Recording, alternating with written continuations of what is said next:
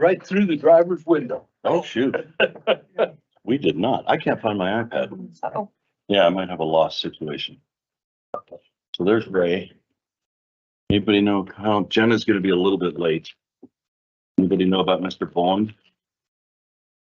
Or Mr. Gamera?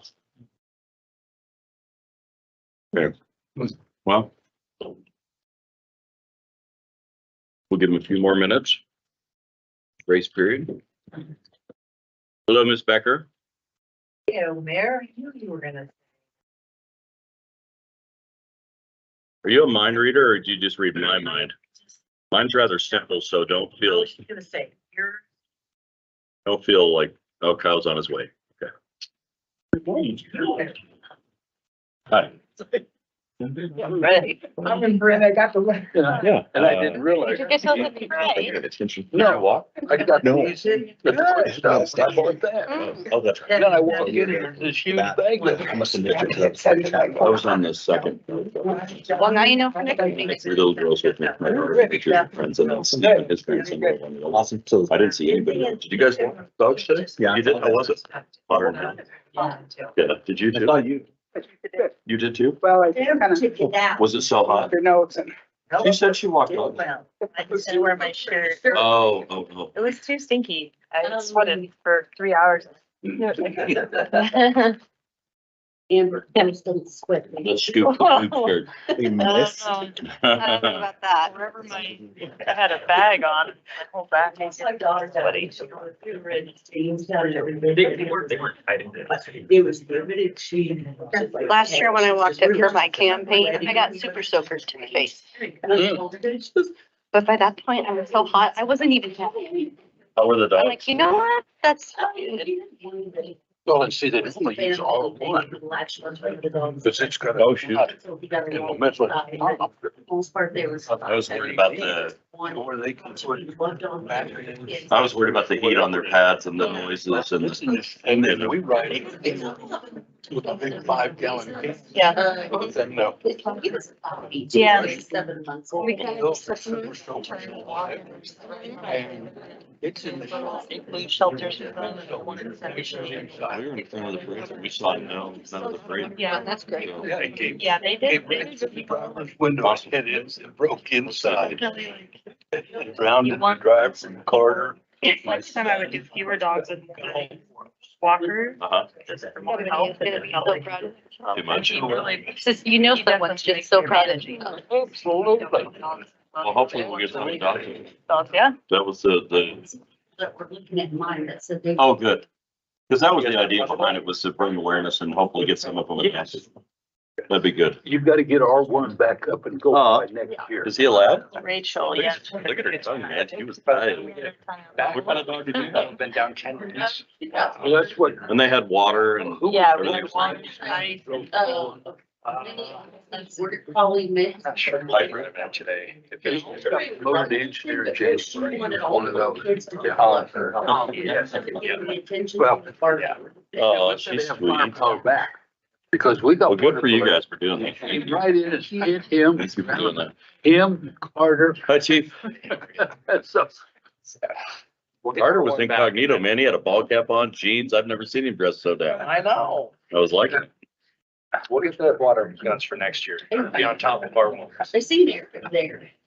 well, Yeah, did he you ran. hear my other proposal? I was talking to Tom, and I said, how long does it take to put the ladder up? Okay, ladies and gentlemen, we're gonna get started. We waited for Kyle. Jenna's gonna be a little bit late, but she will be with us. She had a meeting until 5, I think, but.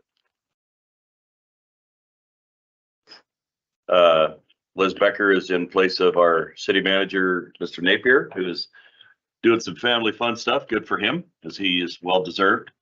We are gonna start this meeting with a meeting follow-up, and I'd like to, I've not met this fine woman yet, but I was contacted. It's been about a month or two ago about the city becoming a donor alliance city, which I was all for. And then we presented it to council and it was unanimously decided. But that resolution will be passed on August 1st, I believe. And then we will be known as a donor city, the first one in Wyoming, in fact, I believe, which we are very proud of. And we have great penetration on on donor, that's what that means is when you die and you have donated your organs and your tissues to help others to continue living. And so we're very proud of that. And with that, I would like to introduce the CEO of Donor Alliance, Laura Jeffries, who is from out of state and has come to visit us today and introduce herself. And Laura, the floor is yours. Thank you. Of course. Thank you for having me. Should I stand here? Yes, please. Okay. That microphone will actually work if you talk into it. Okay, so you can hear me well. I'm Laura Jeffries, I'm the Chief Administrative Officer. Jennifer actually came in May and met with you regarding all the good work that you're doing in Casper. And we just wanted to say thank you for your continued partnership. As the mayor had mentioned, Wyoming is one of the most generous states when it comes to organ, eye, and tissue donation. Every year, year after year, we're in the top 5 in donor designation rates. That means that more of your community is saying yes to help their neighbors, which it feels right in this environment. And we have a new program, which is becoming a Donate Life community, and you are the first in Wyoming and the 4th in the nation. So I just wanted to say thank you on behalf. Looking forward to continuing to partner with you through this. Jesse Caputa is the, let me think, the community relations coordinator here in Colorado, or here in Wyoming. So she is going to be meeting with you more regularly. We actually brought some brochures for you and with our Donate Life pins so that each of you have that. And just to say thank you.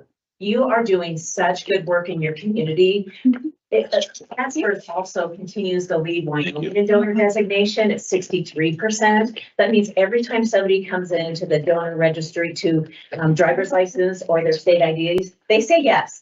And you should be really proud of that. The driver services, we have a great relationship and partnership with all of them, and they have been instrumental in getting the word out. There's more than 100,000 people that are waiting for a life-saving organ transplant nationwide. And in your community alone, there's 150 people waiting. So knowing what it takes to say yes to organ, eye, and tissue donation. And Mayor, you're exactly right. It's deceased donation is what we work with. And so upon the death is when we're talking about the donation process.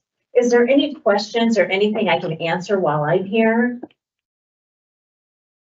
Well, thank you. And I hope to spend more time here with you. And if there's anything that we can do, we really appreciate your time. Where do you call home? I'm from Denver. Oh, very nice. Yes. Vice Mayor? So I'm just gonna embarrass Jess real quick. So Jess is one of my former students. I taught her at St. Anthony's. So I've known her for a long time. And so she's phenomenal. Does a great job. And so I appreciate her and enjoyed teaching her at St. Anthony's. So congratulations, kiddo. Everyone, I think it's gonna be great. So. I do too. They'll be after this brain, that brain, that brain. They'll be after us. It's coming. No, we appreciate you. Thank you very much. And we're proud to be partnered with you in this endeavor. It's a good move for us and for the state of Wyoming. So Yes. Thank you. Thank you for continuing to lead the way. And remember, one donor can save 8 lives through organ donation and heal up to 75 through tissue. So that is, keep that fact in your back pocket. One donor, 8 lives through organ donation and 75 through tissue. So it's really amazing event. So thank you. Thank you for being here. And thank you for teaching her well because we hit the jackpot. Yes. Okay. Thank you. Thank you.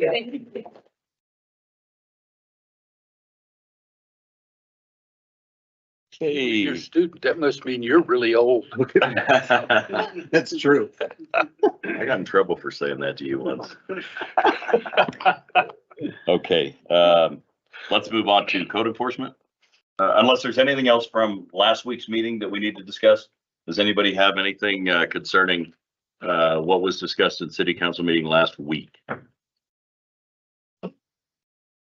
Okay, very good. We'll move on then. Ms. Becker, I know when it comes to code enforcement, this is more or less to help our ordinances be more effective by creating accountability and giving our enforcement people in our police department more ability to get these properties cleaned up quicker. What's happening is we have ordinances in place, but there are loopholes and it's allowing them to drag and drag and drag. And after talking to Carter today, what happens is a neighbor will call in someone in their neighborhood who's got a junk thing going on in their yard, and code enforcement will go and reach out to them. But because of the way our ordinances are written, we'll literally, that same neighbor will call back months later wondering why the city hasn't done anything. And it's because we have too many, we just need to tighten up. Mayor, councilors, thank you, Mayor, for leading into that. We put together the presentation for this evening and the topic based on questions that many of you had and asked to have it put on the agenda. And so I do want to step through. We have a little PowerPoint that we're going to do that'll supplement the packet material, which was very well detailed about what we're going to be talking about this evening. We really got 5 points that we're going to be stepping through. A lot of it is related to timelines, but we're also looking at some fees and the fact that we do incur administrative fees that we would like to visit and get some direction from you for. We're also going to be talking about junk vehicles and ways to move forward with that topic. We're going to be talking a little bit about sidewalk obstructions in the form of some of the overgrowth that we see in foliage and vegetation. And we're going to finalize and dangerous buildings. So I wanted to kind of tee that up. I also want to introduce 3 of the team members that are here. Craig Collins oversees as our city planner. Craig. The Code Enforcement Division. Amber Jividen is our Code Enforcement Supervisor, and she has 2 field officers that report into her that oversee the city.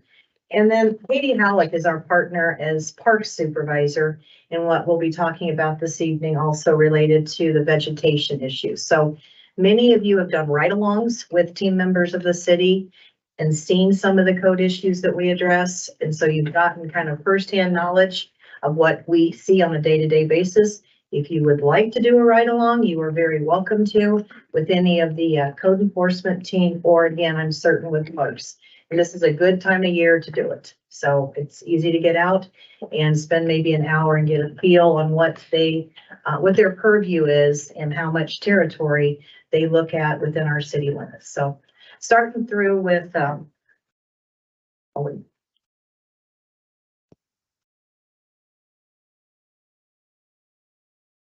That's later.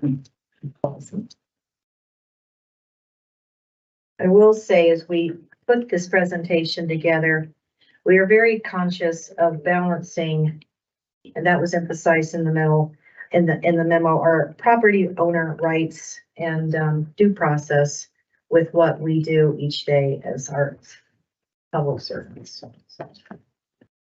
We want to start with the why, and again, a lot of this was reiterated in the memo, but we are looking at getting some direction on what you would like to see us do, not only with the municipal code, but within some of our city policies. The word balance is emphasized in this particular, and you all can see this, right?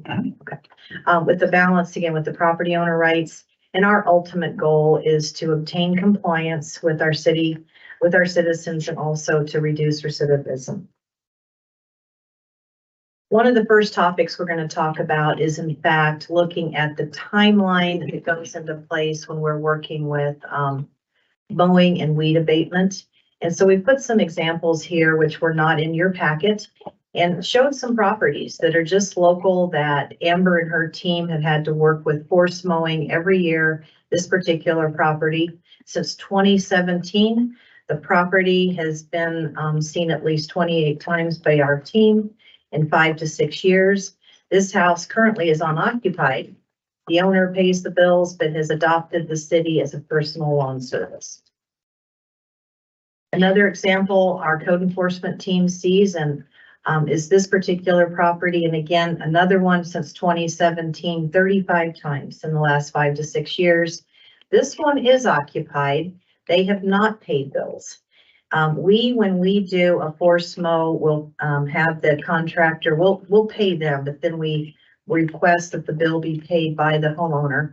And in this case, this bill has been sent unpaid, and we are sitting on, as you'll see in a few minutes, what we don't have as far as the repayment on some of these mowing bills. And lastly, another example, this one is owned by a landlord. Resides outside of the county. We do have that frequently. This one has been on our radar since 2019 with weeds and junk. And again, this one is, this landlord has not paid the bills that have been sent by the city for the cost. Yes, sir. Is there a reason we don't, tie these bills in with their water service and just shut off their water? Our tax-paying constituents shouldn't have to foot the bill for this. So why is it not attached to their water and their sewer? And, I'll bet you do that, they'll start paying their bill. And we will be talking about that here in a minute with the recommendation. Very good. I think I hear that already coming Thank you. forward. Mayor, Okay. real quick, if I could. Yes, please. Clarification, Liz, you Yes. said out of the county, it said country. Did it say, did that one say country? Yeah, I was It's just my saying. glasses, you know, it's. That's out of the county then? We have them out of county, we have them out of country too. Okay, Yes, so I'm yes, Counselor. curious to know more about that. Okay. I'm sure Amber can fill you in on that one. So right now, I wanted to hit some of the timelines that we work with on our weed and mowing especially, as well as with junk vehicles. But as you can see, we typically allow a 10-day grace period. We allow an additional 3 for mail to get to, after notification, to get to the property owner. And then that allows us time to get our contractors, our mowing contractors, you approve their contracts and we have them on a rotating basis. But looking at the statistics, right now we've assigned 100 properties to be mowed. You've seen 1,450 cases since January 1st. Our 2 officers have completed over 2,000 inspections and re-inspections on these mowing and weed issues. And again, this is with all the rain, you can imagine this year has become just out of control.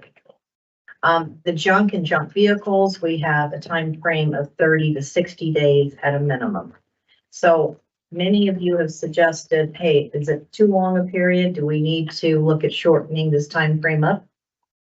So what we are looking at as far as a recommendation goes with the timelines is that we would like to get direction from you, and I'd like to hit each one of these separately, to review the code to identify any impediments to enforcement and to create a simplified due process and look truly at the timelines. And this would be something that we would partner with our legal team and work with Mr. Nelson and the team and work with code on this particular topic. But again, the consideration of working with potentially with the water bills would be one that we would consider, Mr. Mayor. And I know that Ms. Johnson is here, and again, working with our finance team is another one that we're going to bring into some of the discussions with you. So do you want to take your direction one at a time on these topics? Okay, so do we have any discussion concerning the timelines first off? I don't have my iPad tonight. I can't find it. So have at it. Well, the timelines, I guess, kind of as a property manager, the one struggle that we have is that the notices are mailed to owners. And the postal service hasn't been very reliable, so they may never get the notices. So therefore, we're not notified either. And so, if there was a way that maybe property managers could let you know of the list of our properties so that perhaps we could go get copies of those and email to us, I think that that would help quite a bit so that property managers then could take care of the problem much quicker versus snail mail, and it may or may not get there. Mr. Mayor, Counselor, I'd like. I was just going to say, Mr. City Manager, is that going to pose a problem if we are notifying property management companies and not the owners of the properties? Mayor, Council, so we did have some preliminary discussions about alternative methods to provide notice, whether it's to the owner, the manager, the tenants, all of the above, via regular mail, via, email, if we had some kind of, the key, I think, from a legal standpoint is that they have notice and a reasonable opportunity to respond. And so if there's a way to do that that's more efficient and still be compliant with the law, that's what we would like to explore to address some of those issues. Because, you run into situations where if it's 10 days and somebody's out of town for 2 weeks working on a rig or, whatever, then they may just pass in the night. So these are all things that we would like to explore. And I was gonna ask Mr. Mayor if Amber wanted to clarify how we do our mailings. Please, Amber. Mayor, councilors, if we're talking weeds, and weed abatement, that's sent general mail, just regular snail mail, as it's referred to. Junk vehicles all have a potential for monetary value. So we are required to send out a regular letter to say, hey, we have an issue, let's talk. That doesn't go with any answer or any change in the property. Then we send out certified mail so that we can verify. Now, in our office, we do our due diligence to notify everybody that might be involved. So if we have a registration on a vehicle, we'll try and get that registration. If it's a local Casper plate, we will send notification to the last known registered owner, to the property owner. And if anybody else is tied to the water bill, then we send it the tenant or occupant of the water bill. If it's all under the landlord's name and the owner of the property, that's who's gonna get all the notifications. So that's why there's that lag in junk vehicles, because we have the regular 13 days. Then we send certifieds. If you don't sign for them, they sit in the mailbox for 20 days. Then we have to wait for the green card to return, either signed or unsigned. Sometimes we get them back really swiftly. Sometimes we get them back in 3-4 months from the post office. We can't move forward until we know we have that green card either signed or unsigned for an acknowledgement or failure to acknowledge our attempt to breach them. So again, by our ordinance, we're required to notify the property owners. We do go above and beyond. That's kind of our limitation on who we're gonna notify. If it's a junk vehicle, we notify the registered owner, only if it's in one county only. I do not have authority to research any license plates outside of our county. Do you have a proposal or an idea to help to expedite this? Really, and that's something that legal and I really have to get together and see, because constitutionally, they have rights to these properties and we're kind of adopting some state statutes on timelines. And the regular mail plus certifies, the certifies really hold us up, but it's our catching and our saving grace when we come take somebody's antique car off the property that they didn't care about for 10 years. As soon as the city takes it, they're gonna care. So we really want to make sure we have our due diligence. If somebody has a right to that property, that they come get it and claim it. And if they don't, then we will certainly help that along. Our system does not allow us, our computer system does not allow us, ideally to locate property managers unless they're on the water bill or they're somehow linked to the ownership, because we use the assessor's database for the ownership. So if it's not on the ownership through the assessors and it's not on the water bill, we don't know who the property managers are. And to go through 1,500 cases in a year or half a year to look each itemized location up would take a significant amount of time. We've already assigned 100 properties out to be mowed just this mow season. So we're talking in the last 45 days. That's an astounding number for us right now. Anybody else have any questions for Amber? Mike, Mr. Bond? Just a couple. So just to clarify, you may have said this, I apologize, but are you using private contractors to mow when you say assign for mowing? So the city is getting a bill basically from private contractor. Okay. And then that gets passed on to the, okay. And then,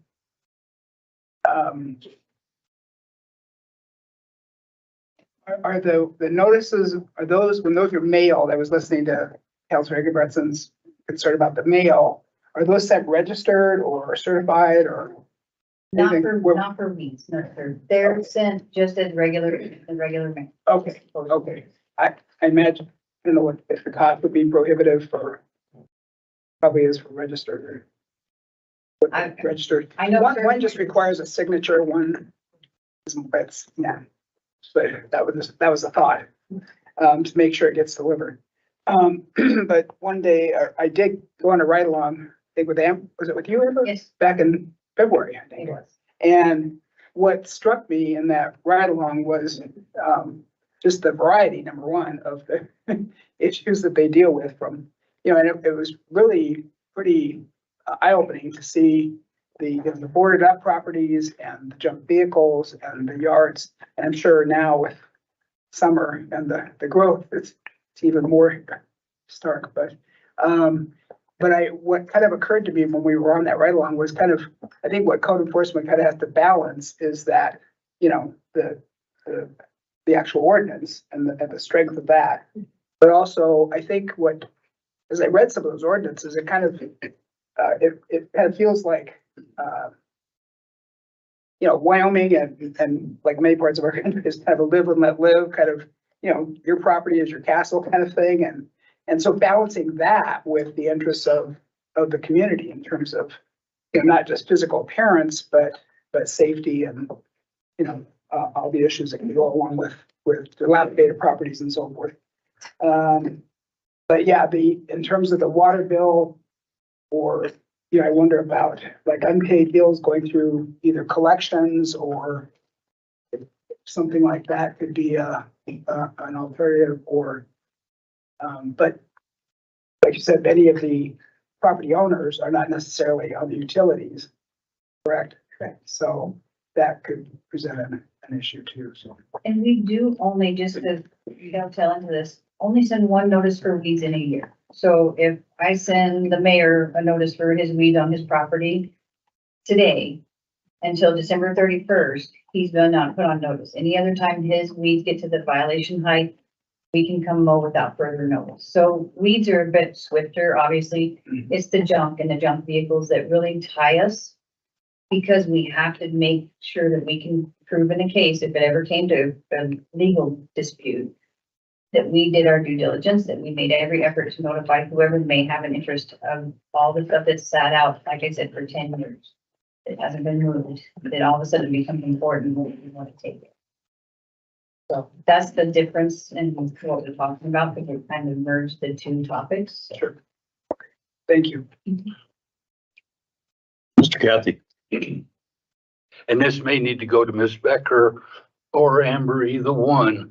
But if I recall correctly, within the last 10 years, we switched from sending those notices to property managers and tenants because the landowners, the landlords weren't hearing about it, weren't finding out about it. And basically that tenant or property manager has no skin in the game whatsoever.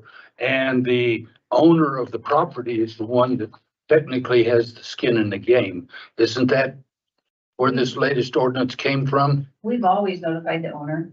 We've always also, in my tenure, with code enforcement, go to the extra efforts to notify the water department or whoever's on the water bill. So it's always been that way. We've always required by law, ultimately the property owner pays the bill. So if the tenant doesn't want to pay the bill and the property owner gets the bill, they have to figure that out civilly. If the tenant just didn't mow and the owner gets stuck with the bill, that's between them. Greg, did you have something? I did. I was just gonna mention, in the past, when we've had, people that have been doing the job for quite a while, Mr. Mayor, they've made courtesy calls, if you will, to some of the property managers, which is above and beyond what the ordinance requires, because they know the property manager from doing the job so long. We've had a lot of turnover in the last several years, so they're just starting to get to know those property managers. And I think as time goes by and get some stabilization from that department, I think that we'll do more of that reaching out to talk to property managers, just as a nice thing to do, not really as an ordinance requirement. Well, Please. the reason I brought this up is in my tenure on council and probably Ray's as well, this is the second time we've heard this issue. And so our solutions haven't been working. So yeah, let's definitely try something new. I agree. Yes, ma'am. So is everybody on board with allowing them to bring some recommendations to us on how to change these ordinances, get some teeth into it? Okay, there you go. Blessing number one. You're The welcome. next one Thank you, Amber. deals, yeah, she'll be back up, I'm sure. Next one deals with forced abatements. And we have sent you all in some of the info packets recently, some cleanups that we have gone out, Amber's team has done, and we've seen properties repeated. Some graphics here on what we have with our abatements and some of the repeat offenders. And what we're coming back to again, some of these repeated homes is just the costs. And so this is where we wanted to begin to get into talking about administrative fees and seeing if there is interest among council to look at potentially levying some fees and trying to again improve compliance by the actual homeowners so that we're not having to come back and clean up on a repeated basis. So right now, as you'll see with the notes, again, there's not an incentive for property owners or hoarders in some cases to handle the issues themselves. And so again, the point, some owners are using the city as a personal lawn service. We have seen fees for services of $6,000 rendered since February 2023. We have invoices now. Again, this is back to lawn service of $6,500. We truly only recover about 70% of the money spent on abatements and with the weed service. And as you've heard from Amber, the amount of time that the team is putting into doing inspections, re-inspections, mailings, it is a lot of staff time. And in some cases, it's a lot of babysitting. We take the beauty of our community seriously. I find that my inspection team are truly excellent stewards, but there is a cost to this organization, the city organization, for doing all this. And so you look at the labor and resources involved in this, it is intensive. So what we'd like to do from a recommendation standpoint is again, look at if council's interested in invoicing an administrative fee to help cover city costs, incentivize property owners to correct their own violations.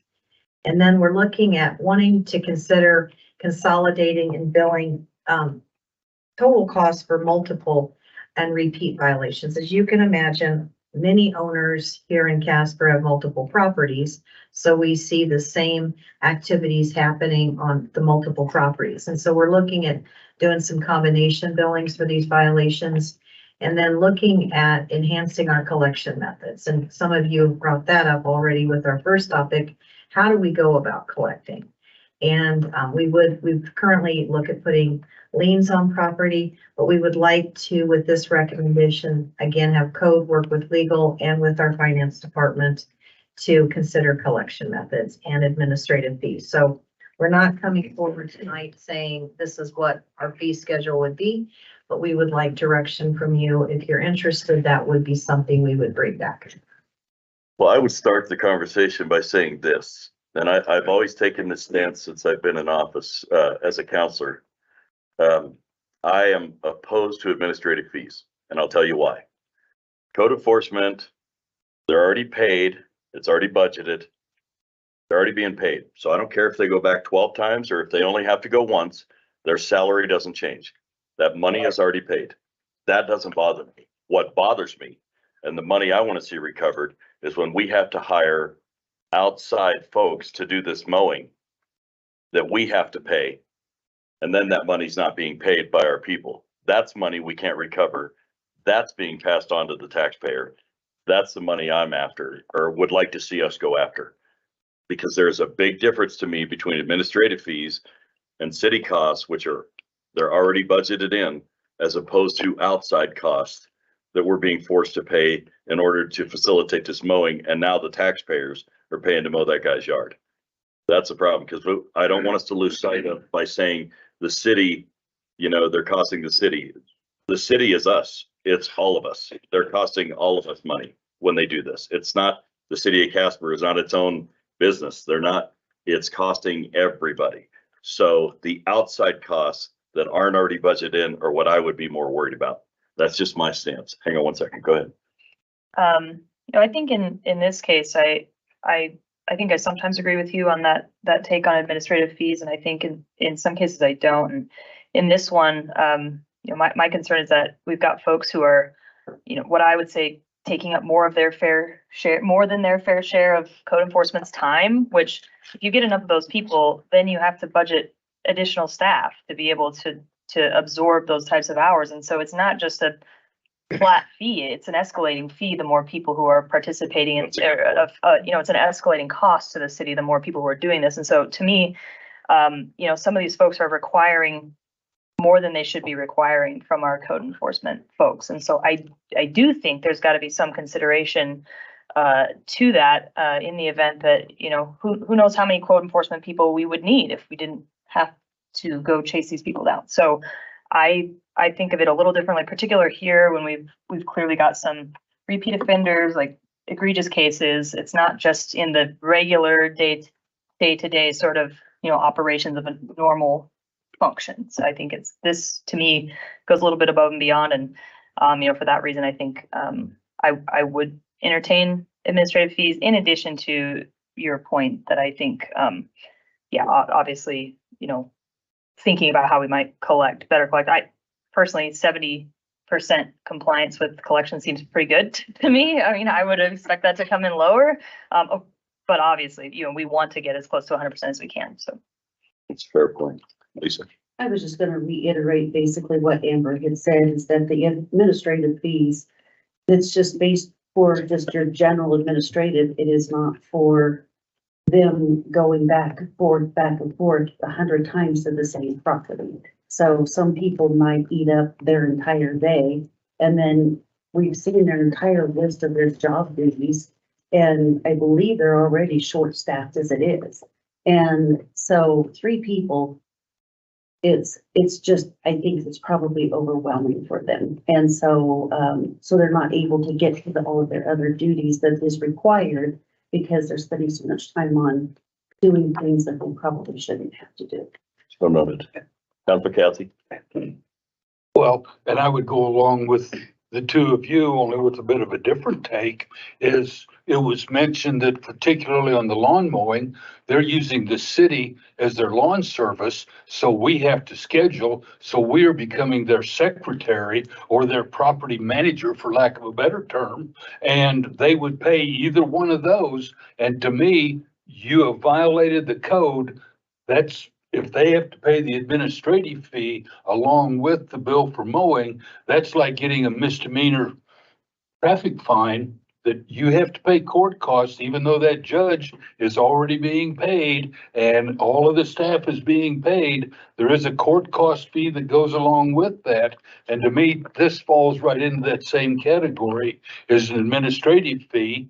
And I would turn around and take their hourly wage, their benefits, all of that, put all of that into an hourly basis. And if it takes them 20 minutes to drive out there, then that's the administrative fee along with the mileage at 55 cents a mile. Well, it's 57 now, isn't it? Whatever the PMT rate is. But I'd charge a mileage too based on its X number of miles. And that's business. And they are putting us in the business of lawn service. So noted. Mr. Gamroth. Thanks, Mayor. Liz, I was curious, does our current fee schedule escalate as a result of subsequent offenses? These folks that have had code enforcement after their place 30, 40 times over the past few years, do they get charged the same fee for every time that we have to do a force mowing, or does that fee schedule escalate the more? Mr. Mayor, Ma'am. Counselor, no, we do not escalate. I mean, in the spirit of kind of the discourse between my colleagues as far as, whether our budget should just cover the basic administration or whether there's, these outliers that are drawing more than their fair share, I'm interested in a fee schedule that escalates with subsequent, administrative fees is something, I'm happy to have conversation about, but I think the issue is really these outliers, these folks that you're having to go 30, 40 times out. And so I would love to see a fee schedule that, with every subsequent offense, the fee also escalates, continue incentivizing these people not to treat us as their personal lawn service. That's something I'm open to that I don't see in the recommendations. And so just curious what my colleagues' thoughts are on that. Mr. Bond. Thank you, Mayor. I just wanted to, not to beat a dead horse, but the same topic, administrative fees. I think having administrative fees with code enforcement would be consistent with our administrative fees and water bills. Didn't we just adopt like a fee schedule for the? Yes. We did. In the water rate, Yes. discussion, there's a Yes. administrative fees involved there. That I think are charged, so I think it would just be, make it consistent practice. But I just want to add, it sounds like our counselors are all on board with what you've got here. Madam, the only thing I would say is when it comes to, the collection, I hope that we do look at their water, tying it in somehow with that. A collection company's not gonna work.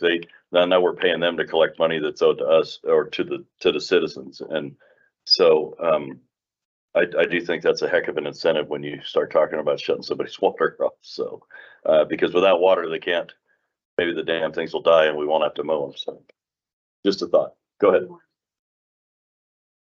This might be a question for Eric.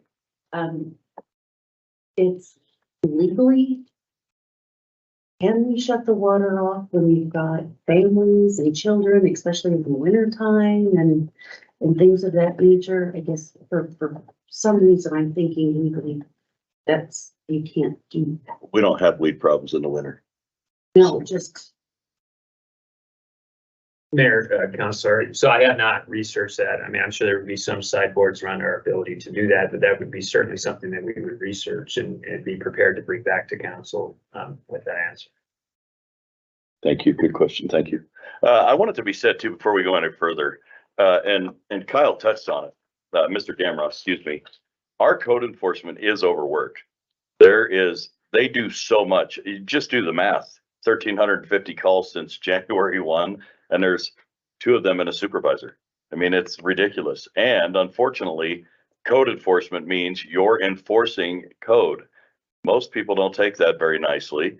They don't respond nicely. These folks are up against the fence all the time. And we've got to find some way to give them some alleviation of those symptoms. And if that means giving them the ability to quicker handle their problems and get fines levied where they need to be and get people's attention, so that they could stop having to go back 30 and 40 times. I would think 3 and 4 times is too damn many, personally, but you guys are probably immune to it at this point, I'm guessing, Amber, as much as you have to go back to some of these places. But so I just want people to understand that our code enforcement is, I sometimes think they have it a little rougher than our PD does. You know, don't look at me like that, chief, but that's my belief. Anyway, so is everybody on board?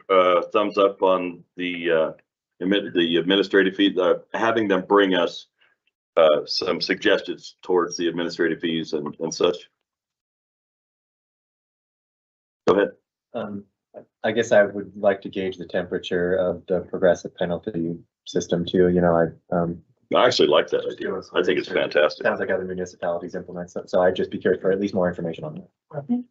Cool. So would everybody be good with that as well? So can you look into that when you bring us a proposal?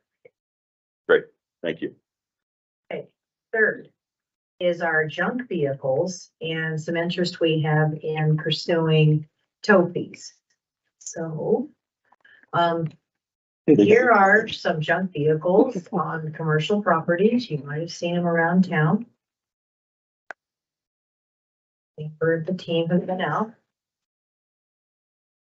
Whoops. And again, these abandoned vehicles, junk vehicles, and we've gotten reports by many of you into Carter for us to go check these out. So what we want to talk about with challenge number 3 facing code enforcement is the lack of towing fees. And again, we are looking at contracting privately with contractors to tow these vehicles. Code enforcement does not, with the first point, does not get charged by the tow companies. And in fact, no invoice is sent to the property owners. Typically the tow companies here in town will hold on to the vehicle. And as with that third bullet down, they'll look to recoup their fees by selling those vehicles. So that is how that happens.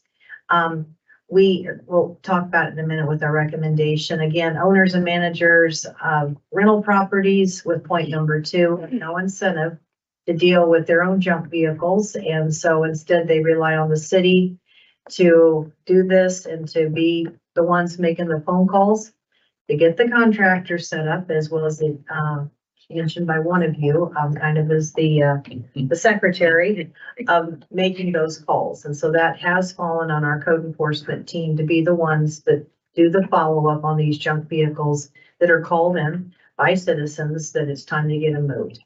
Looking at the amount of time that code enforcement has to work with this, again, a minimum of 4 site visits. We're looking again at time involved with this task, up to 45 days for due process and notification to the owners or the landowners, land managers, and then certified letters in this case, along with those postage costs that accompany that. So wanted you all to kind of see what we look at with costs under this task. Our recommendation is we would like to begin contracting with towing companies, similar to what the police department does, and assess those fees to property owners. So that is what the recommendation is with this particular. Would we be in the same boat as the PD where we're not charged for that? Your Honor. Lisa? So this is kind of, I'm struggling with because I have had all kinds of stuff left at my properties. And I've had RVs and boats and vehicles, and people will come with furniture. And so they'll find an apartment building, they drag it there in the middle of the night. And then next thing you know, something is just blocking everybody's parking spaces that wasn't there the day before. And then, it's a struggle on trying to figure out for us because, and this was a question for Amber, is like, I've always been told it's private property, so the city won't even deal with it. And so we were having to always bear the burden to have it hauled off ourselves. But people they'll just drag it wherever they want to. You get furniture and everything. And so I thought that the city, that's what I was always told.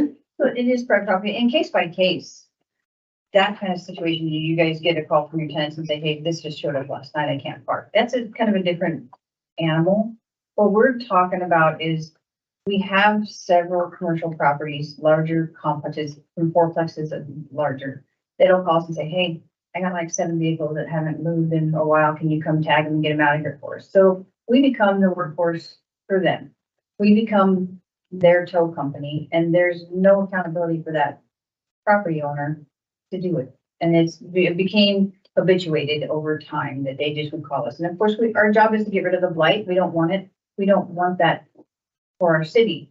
But then it became the norm, this continual contact from certain landlords or property owners in town to come tow 7 or 8 vehicles. That's a huge chunk of time. That's a huge chunk of change for record companies, because as you've seen from the pictures, these are not something that they're going to get anything from at an auction. If somebody, gets a vehicle towed because it's abandoned on the street, or it's maybe parked illegally at an apartment building and it's worth something and it's running, they're going to come bail that car out of jail, right? They want it back.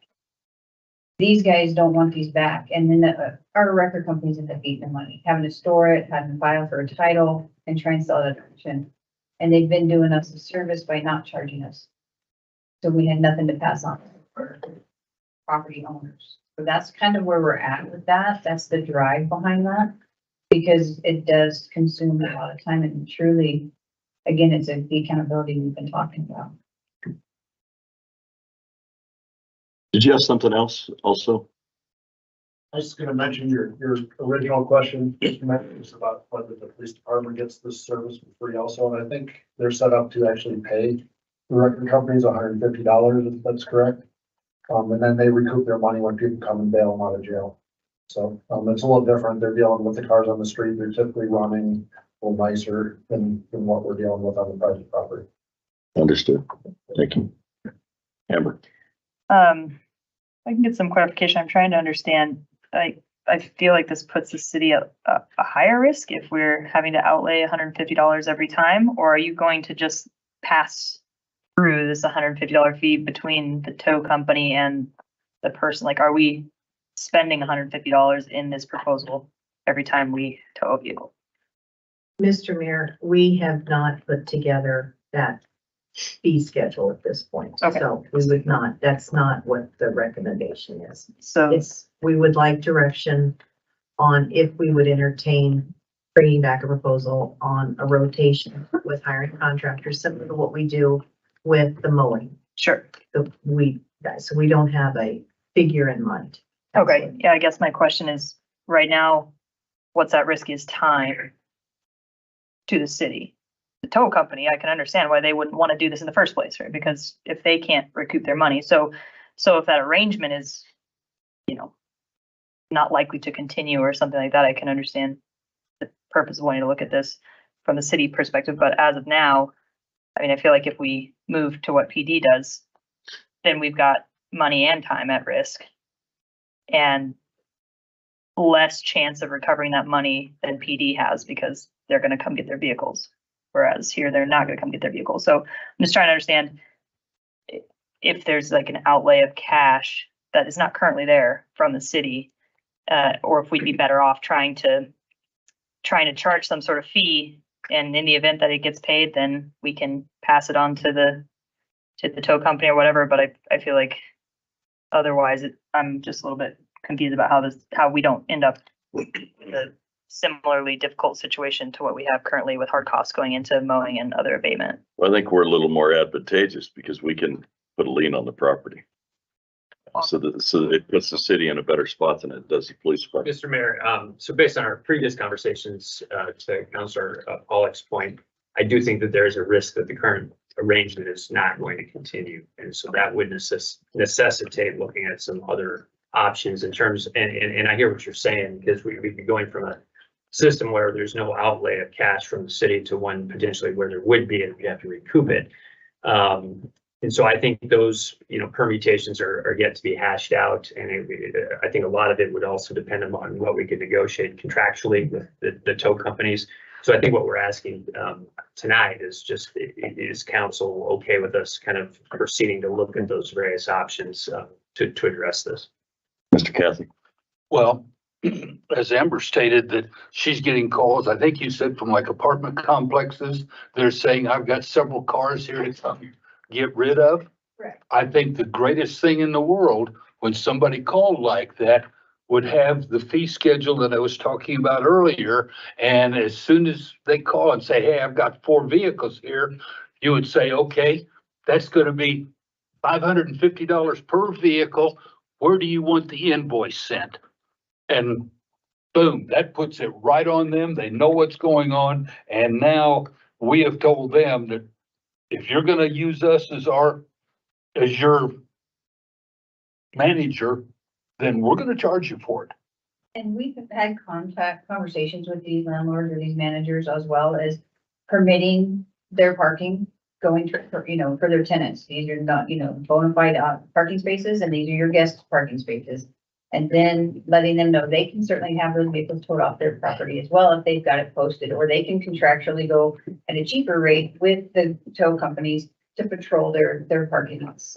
Some of the larger commercial properties in town have that, and they do have a contract with the tow companies that if you have an unpermitted vehicle in your parking lot, they get towed. That's not where we're going with this, because those are, again, cars that they're gonna go get. Yeah. So they're made whole. Right now, the downfall is we've got property managers making us get rid of their property and their problem because they failed to manage their parking lots or their property. And that's kind of where we're going with that, because ultimately somebody's left holding the monetary bag. And right now it's our records, and they're starting to, they haven't pushed terribly, but we're seeing it. They're less likely to be available when we need them to come tow some vehicles off properties and things of that nature. So this is what's kind of made us at least discuss it with you guys. Thank you. Is everybody okay with them bringing back some recommendations? Good there on this one? Okay. Next, the 4th issue is with obstructions over city sidewalks. And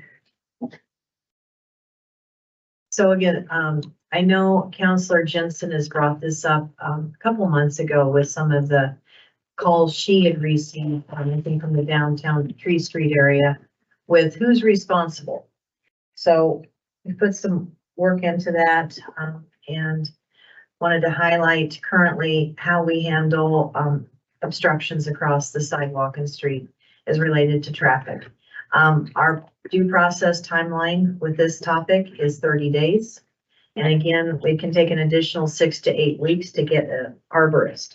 So if we write a notice and say, you've got to get the trees trimmed over your sidewalk, trying to get an arborist lined up does take time in Casper, Wyoming. If any of you recently been trying to do that.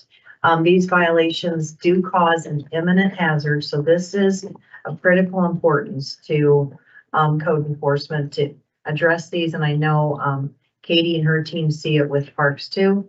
I know our streets department watches that as they're trying to get out there with their equipment, with having tree limbs hanging over the streets. And I know even with our transit operations at some of our bus stops, our drivers will call and ask for tree limbs to be cut. Hiring arborists is expensive.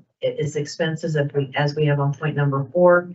It can be a significant issue for private property owners to pay potentially $500 or $600 to have the tree limbs cut. Ownership and responsibility for trimming vegetation is often a gray area because again, if they're along the parkways, is that our responsibility in parks? Or if it's along the sidewalks that are right in front of a home, is it in fact the property owner's responsibility? So those are the issues that face code enforcement and our team with parks.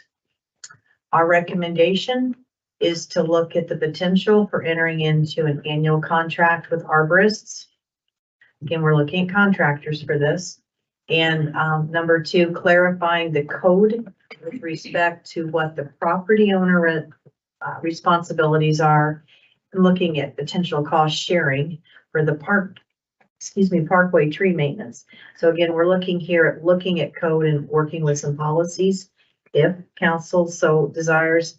And in number 3, allowing for billing of cost to the responsible parties, including an administrative fee. So if we've got someone that just is not getting it done, we're looking for direction and potentially a recommendation brought forward to you all to look at who do we bill and do we tag on an administrative fee for a situation like this. So want some direction on this sort of sidewalk street obstruction related to vegetation.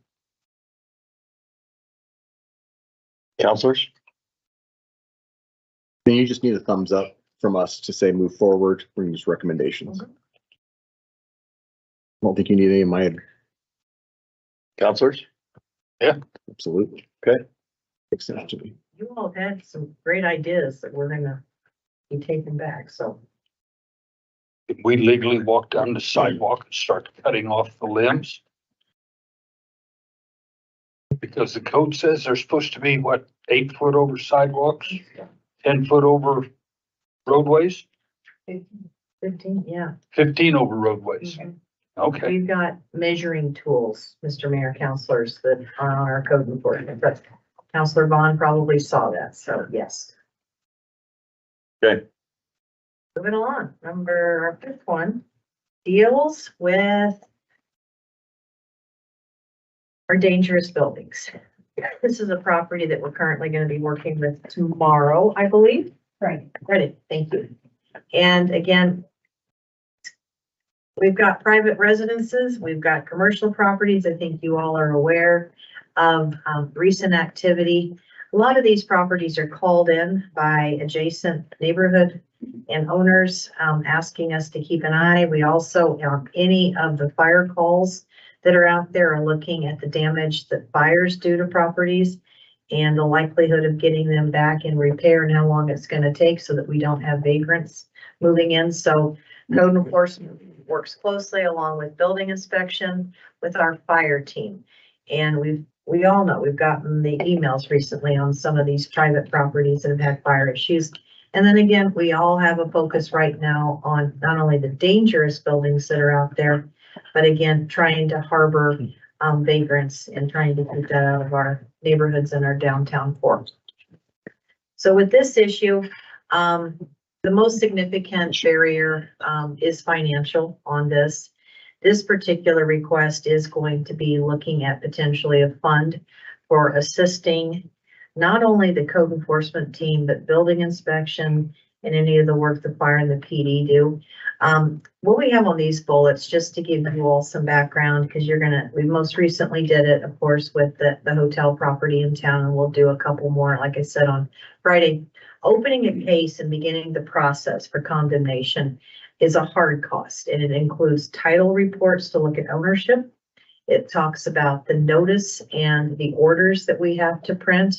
We have to get those laminated. We have to post properties. We have to do certified mailings. So right off the top with a condemnation situation, we're looking at $300 to $500. Very labor intensive, and that is many different facets and divisions within the city and time consuming on condemnation. We have to be fair, and that's what we started off with, is finding a balance between property, owner, rights, and due process. A single family structure costs between $7,000 to $12,000 to demolish. The cost rise in a larger commercial building, as we're looking into, can cost the city hundreds of thousands of dollars to demolish. And we've been getting those fees recently. City can lien the property to recover costs depending on which position we're in, but there's no guarantee if and when that money will be recovered. So we bring this forward because what we're looking at with more and more of these properties being reported to code enforcement and building inspection and even fire, we would like to get a plan put together. And so with this, we are asking for direction from council to see if we want to continue to look at condemnation of dangerous buildings. We are interested in seeing if we could potentially get a funding source identified. And that's where we are.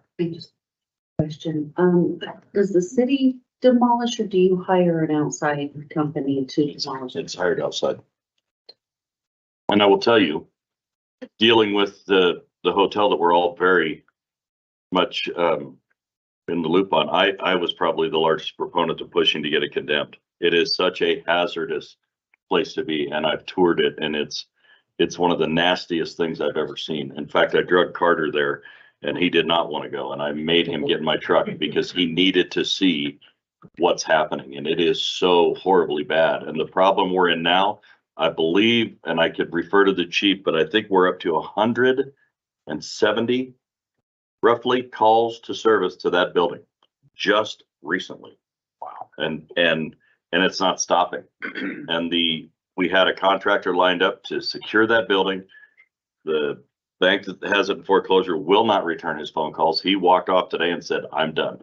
And he's got a tremendous amount of hours and everything else tied up in this place. And every time they board up a window, they go and they break another one and they go in there and they cohabitate. I'm telling you, it's like something out of a scene. You wouldn't even believe how bad it is that people would live like that. But there's millions and millions of dollars done to this building. And there is literally, in my estimation, ServPro wanted 3.2 million just to clean it up. That doesn't account for all the damage. So this is probably a $6 to $7 million renovation in order to ever open the doors again, minimum. And I have a feeling that building's coming down, and they're on the clock. They were given a 35-day notice, and I know we will move on doing that because it is so absolutely dangerous where it sits on that pathway to the softball fields. And we found little girls' clothing in there. We found all kinds of stuff that would just turn your head. So there is absolutely a reason for this. It has to be done. We have to hold property owners accountable, whether they're big banks or just some guy living somewhere else that doesn't care about it anymore. And in talking with some of our officials, there is a way to recover the money. It will take some time, but once the building's demolished and moved out, that land becomes valuable to someone for something. And I believe, if I'm correct, you can correct me, but I think we're at the top of the list of getting returned before anybody else, if that happens. So, Mr. Mayor, there was a push to give a super priority, but that has failed the legislature on at least 2 occasions. So that is kind of another fly in the ointment, and we have the ability to lien property, but depending on what's on there and the status, we may or may not have priority. So that's something on a case-by-case basis that we just have to look at. But certainly, in the event that we would undertake some demolition and abatement, we would very aggressively, pursue to recoup those monies to the extent that the law would provide. So if the counselors are okay, I'd like to give a thumbs up so that we can go forward and get more information brought to us, and hopefully a good proposal that'll give us some teeth to be able to combat what's going on within our city limits. So is everybody okay with that? Okay. There you have it, Mr. sir. I just wanted to make one point about, so some of the buildings in the pictures, the photographs I saw on my ride along, and it was shocking. I mean, as far as the neighborhoods, you'll be just driving down and there's this, some properties, some homes that are very well taken care of, nice lawns, nice yards, nice homes. And then right next door, there'll be this boarded up house with broken windows. And that was like, the way the ordinance is written now, as long as it's boarded up and secure, it's kind of okay, but they were peppered all throughout the city. I mean, they were in neighborhoods, all kinds of different neighborhoods. And so it really is, I mean, and that's, people have to see that every day that are living, they're driving to and from their home, not to mention the commercial property. So I would support that. Well, it's also hurting their property value. Exactly. So, And this started with a phone call from a constituent that I got interested in, went on the ride along and actually saw some of what she was talking about in her neighborhood. And Mr. Mayor, Ma'am. we will be bringing back some ideas for funding. The budget for litter and abatement is right now at about 35,000 that you all approved. And so Amber and her team will use that with the mowing contractors. They will use that for the costs, as we've talked about with some of these administrative costs. With that budget, we could use it to demo some of these, as you saw, 7,000 to 12,000 if we've got homes that are boarded up and meet the definition of condemnation and dangerous buildings, but we can only probably potentially do 1 or 2 a year. And so some of these bigger projects that we are now dealing with will need to consider some of these costs and hopefully the desire to have it recouped also. So I would like to propose it again, that we would work with not only legal, but also with our finance team to bring back this recommendation for issue number 5. and I think our public needs to understand, we are not after your property. That's not what this is about. This is after those people who have literally abandoned their properties and allowed them to become dangerous. And we have several of them within the city, folks that whether they've moved away or it was left to them in a will, they don't even come here anymore. And what's happened, as we've learned with the hotel down here, as soon as you run them out of there, they find the next abandoned building to hole up in. And we just had a fire that was caused by some homeless folks in another one. They're just finding these, I don't understand. It's like I don't want to say, it's like a mouse to cheese. They know where they're at, they find them, and it's nuts, but we've got to do something about it. So thank you for your hard work and your department, all of you. It's very much appreciated. I know it is. And I know it's a very difficult job that you have, but we'll do whatever we can to help you facilitate your job better, certainly. So, okay. Let's move on to Metro TNR and fees resolution. I will tell you as I tee this up for Ms. Becker. One quick second. There is a Metro committee that has Mr. Gamroth and Ms. Pollock on it. This is an ordinance that will make it much more cooperative and cheaper. And it'll also keep us from having to put so many animals down, which is really hard on our Metro employees. So, ma'am. Mr. Mayor, councilors, there were 2 memos in your packet, and Chief McPeters will be addressing the TNR as well as the fee. Chief. Mayor, council, thank you for this opportunity to bring these 2 resolutions forward for your consideration. Both of these have the same goal in mind. Remember when we started really looking hard at our overpopulation at the shelter and the ways that we could reduce that, We started looking at those root causes of what brings animals into the shelter. Our goal is unmistakably to reduce the number of animals coming into the shelter. Both of these resolutions are designed to help us with that. So the first one on establishing fees is when we started working with some of our neighboring jurisdictions, we found that there were some inequities in the fee structures that these neighboring jurisdictions had. So for example, a nearby city had a fee if you wanted to surrender your animal in that city, it was getting close to a couple $100, where for us to surrender it at our shelter, it was considerably less, and therefore it was inviting people to go, oh, that's pretty expensive, we'll just go to the shelter here and surrender that animal here. Their licensing fees, and there was just a lot of discrepancy between the jurisdictions. So it was jointly decided through this Metro Animal Shelter Committee task force that it would be very advantageous for us to centralize our fees. The fee structure that is before you in this memo and proposed resolution is designed to accomplish the goals of having every animal be licensed and chipped. Because if it's licensed and chipped and we find it, we don't need to bring it to the shelter. We can take it right back to the owners. We can find those owners and deal with that without having to introduce that animal in as a stray to the shelter, where now we have to house it, we have to feed it, we have to try to hope that the owner will come by and pick it up and then eventually have to adopt it out.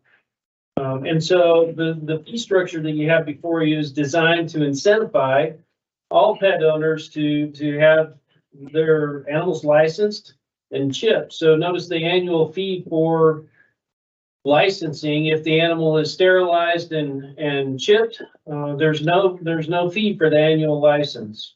Is a way of trying to, through our fee structure, encourage our citizens to adhere to these core values that the Metro Animal Shelter has. And so our other jurisdictions that we're working with are kind of looking at the city of Casper to kind of lead the way. And we have provided this resolution to them, and they're taking it back to their jurisdictions to do this same thing, but they're looking to us to kind of set the pattern for us to all get on the same page together. So we highly encourage council to consider this resolution of this uniform adoption of this fee structure that is designed specifically to reduce the number of animals that are coming into the shelter. Mayor, with that in mind, I would take questions regarding the fee structure. I think it was pretty self-explanatory. I'm sorry, go ahead. I have a question. I guess the licensing, I completely agree with. I'm not sure about the microchip. I mean, I'm not even sure how much it costs to have a pet microchipped. And so my concern is that it may be cost prohibitive for people to do that. If they can't even spay and neuter, they're not gonna microchip it either.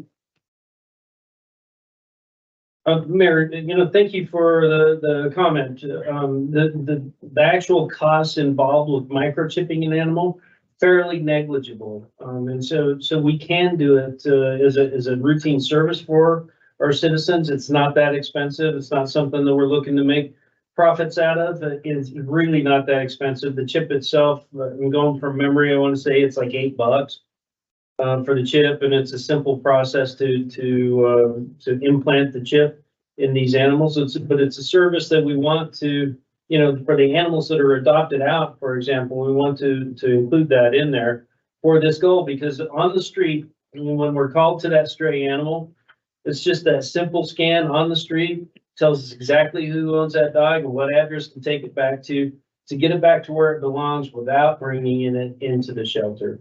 The chip process itself is very inexpensive. In the big scheme of pet ownership, responsible pet ownership, you are not, that is less than a couple of weeks worth of food. Is there some way we can either look at putting it in the budget or looking for some money to maybe do a spay neuter chipping program for those who cannot afford it, but then, you know, reduce costs or something like that. So it would incentivize people to do that versus just bearing the full cost.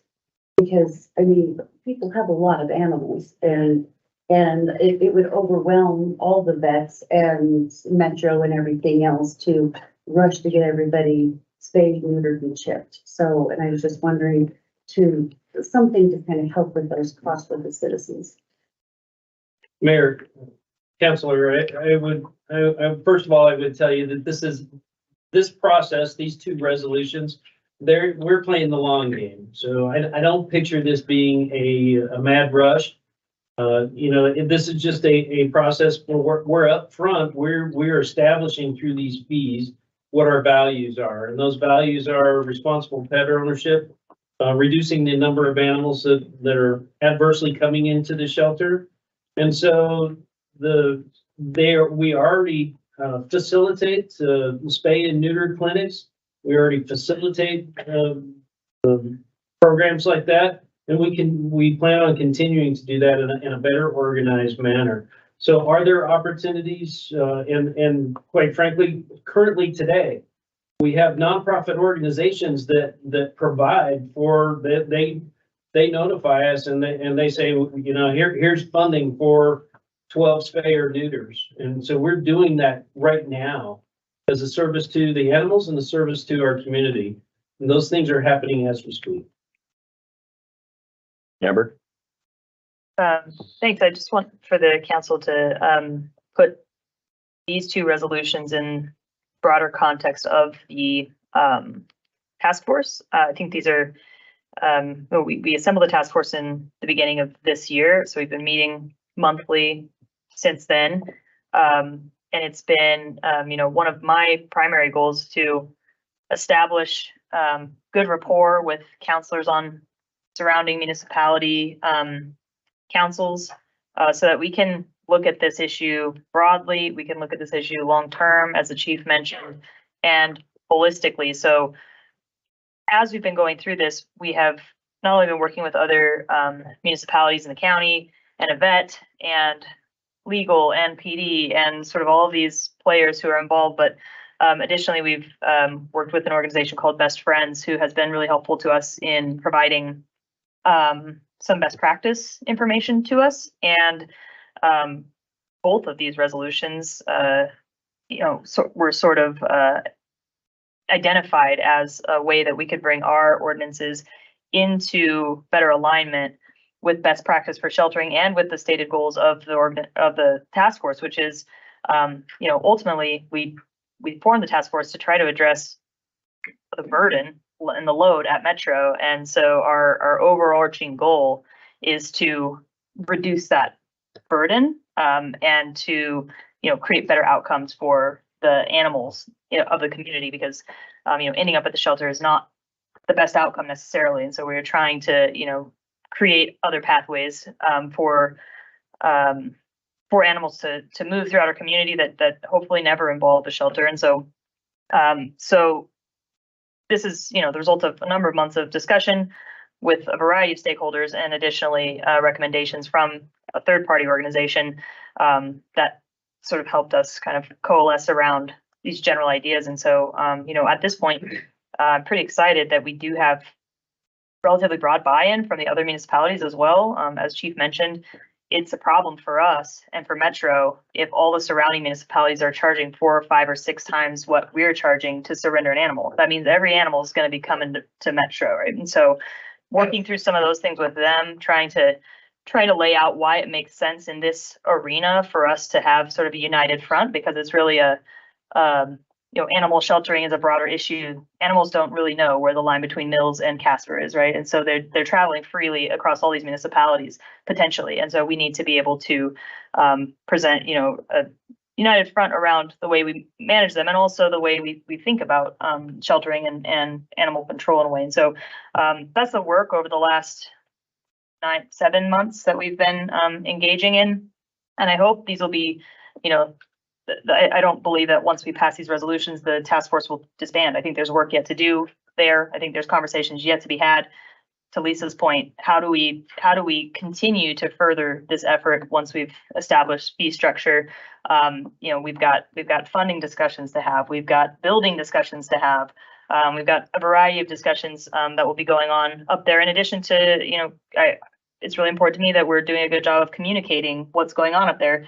We were in the parade today talking about, well, we weren't talking about it. We were showing off our metro services and some of our animals as a way to better interface with the public and let them know, like, there are great dogs up here. Let's, you know, get adopting. And so, you know, some of those efforts will hopefully come down the line as well. And so what we hope to present to you is a broad, long-term, overarching sort of set of recommendations, these two being sort of the first, I would guess, work product of that group to bring for your consideration. So just wanted to give you the context of how we got to here and where we'll be going, so that, you know, you don't think that this is sort of a standalone item. It's actually part of what I think has been a pretty holistic conversation, will continue to be into the future.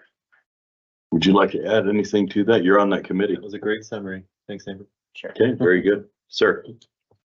Mayor, with your permission, I would also like to draw your attention to the proposed owner surrender fee. So 50% of all of the dogs that come into the shelter are from owners that, for one reason or another, whatever their motivation is, they bring their pets in and ask the shelter to take custody of it.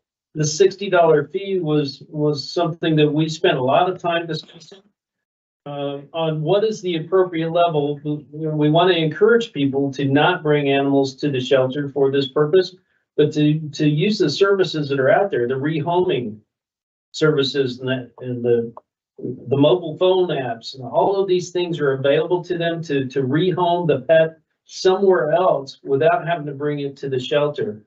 And so, but we also didn't want it to be so expensive that it would encourage people to just release pets into the wild. And so this was very carefully thought out. We applied the math to it, a little bit of deductive reasoning on what, you know, we as responsible owners should be doing and what irresponsible owners might be tempted to do. And that's how we came up with this $60 owner surrender fee that is going to be adopted by all of these jurisdictions, is that unified one, something that will encourage them to use alternative methods rather than just bringing them in there, but not so painful that they resort to that unethical conduct of just dumping an animal out into the wild. Thank you. Yes, sir.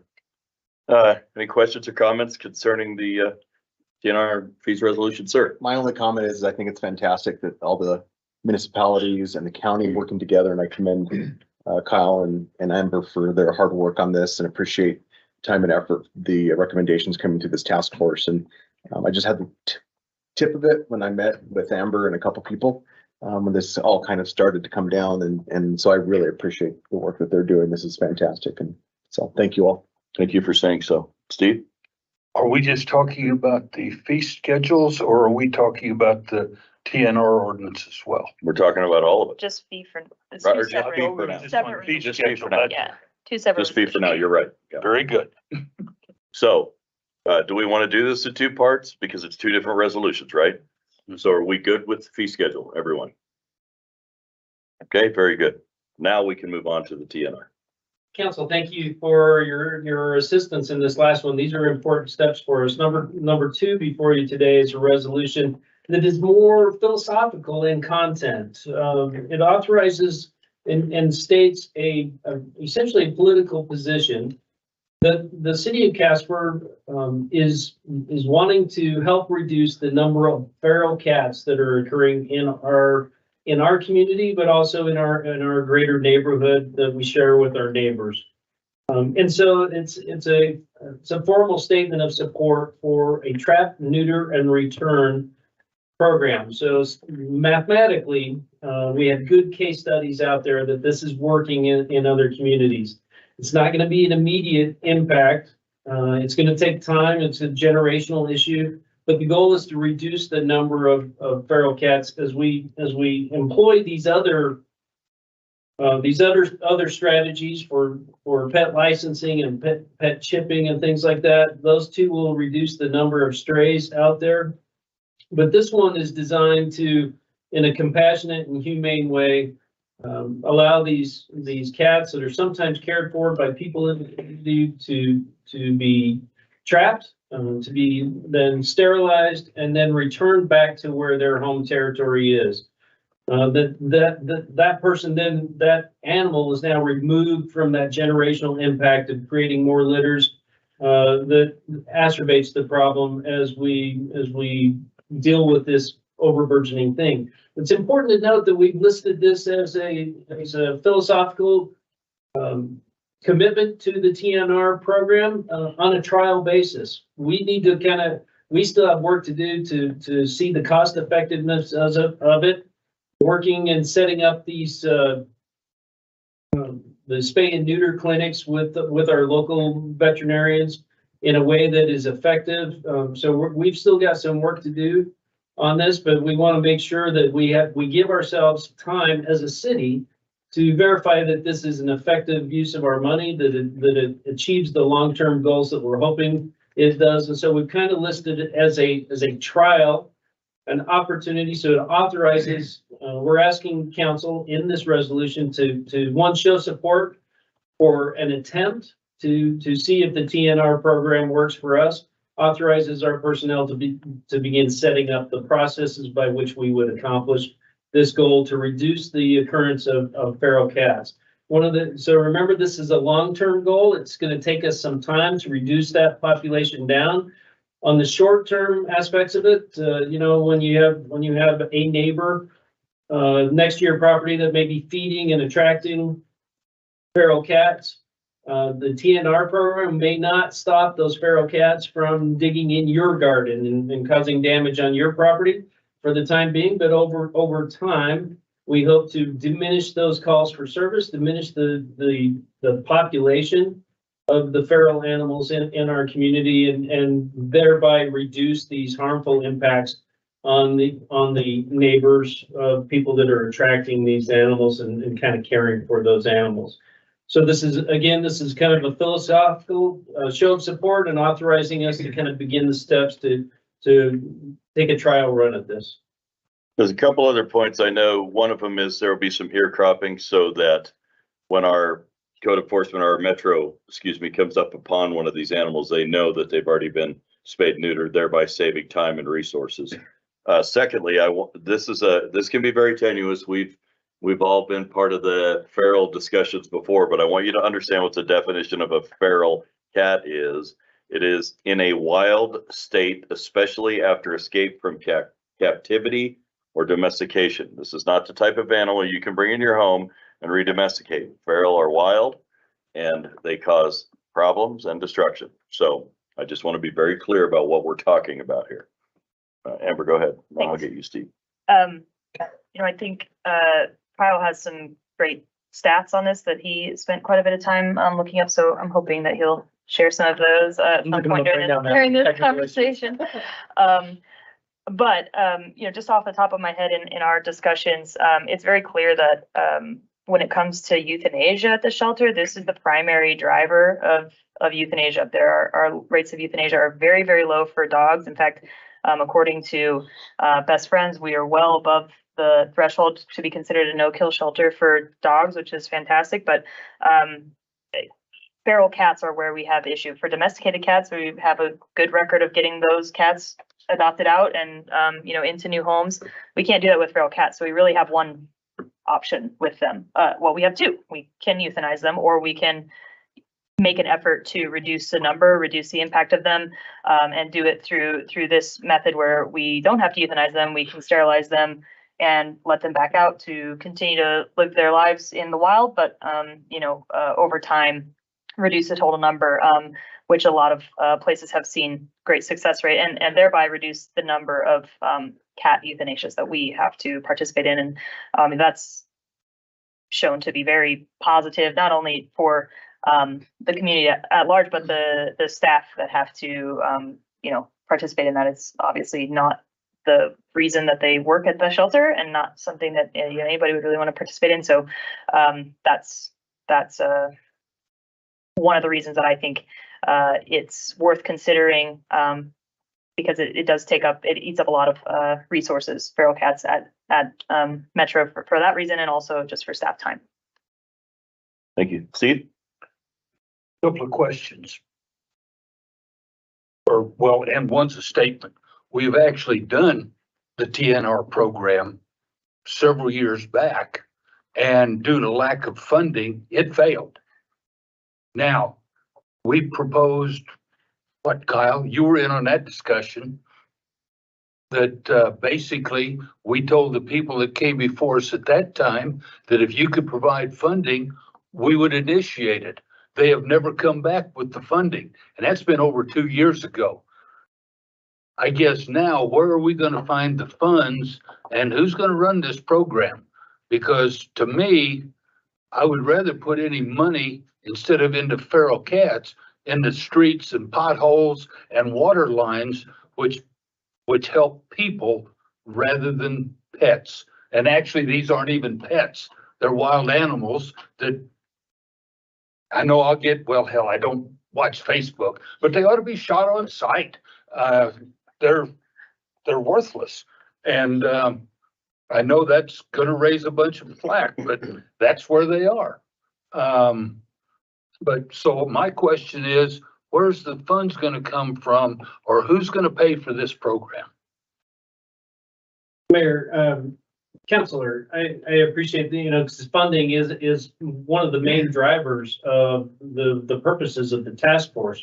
We are undergoing significant challenges to run a safe and compassionate shelter and to provide these animal protection services. There's significant financial pressure that the city of Casper is feeling and anticipating in the future.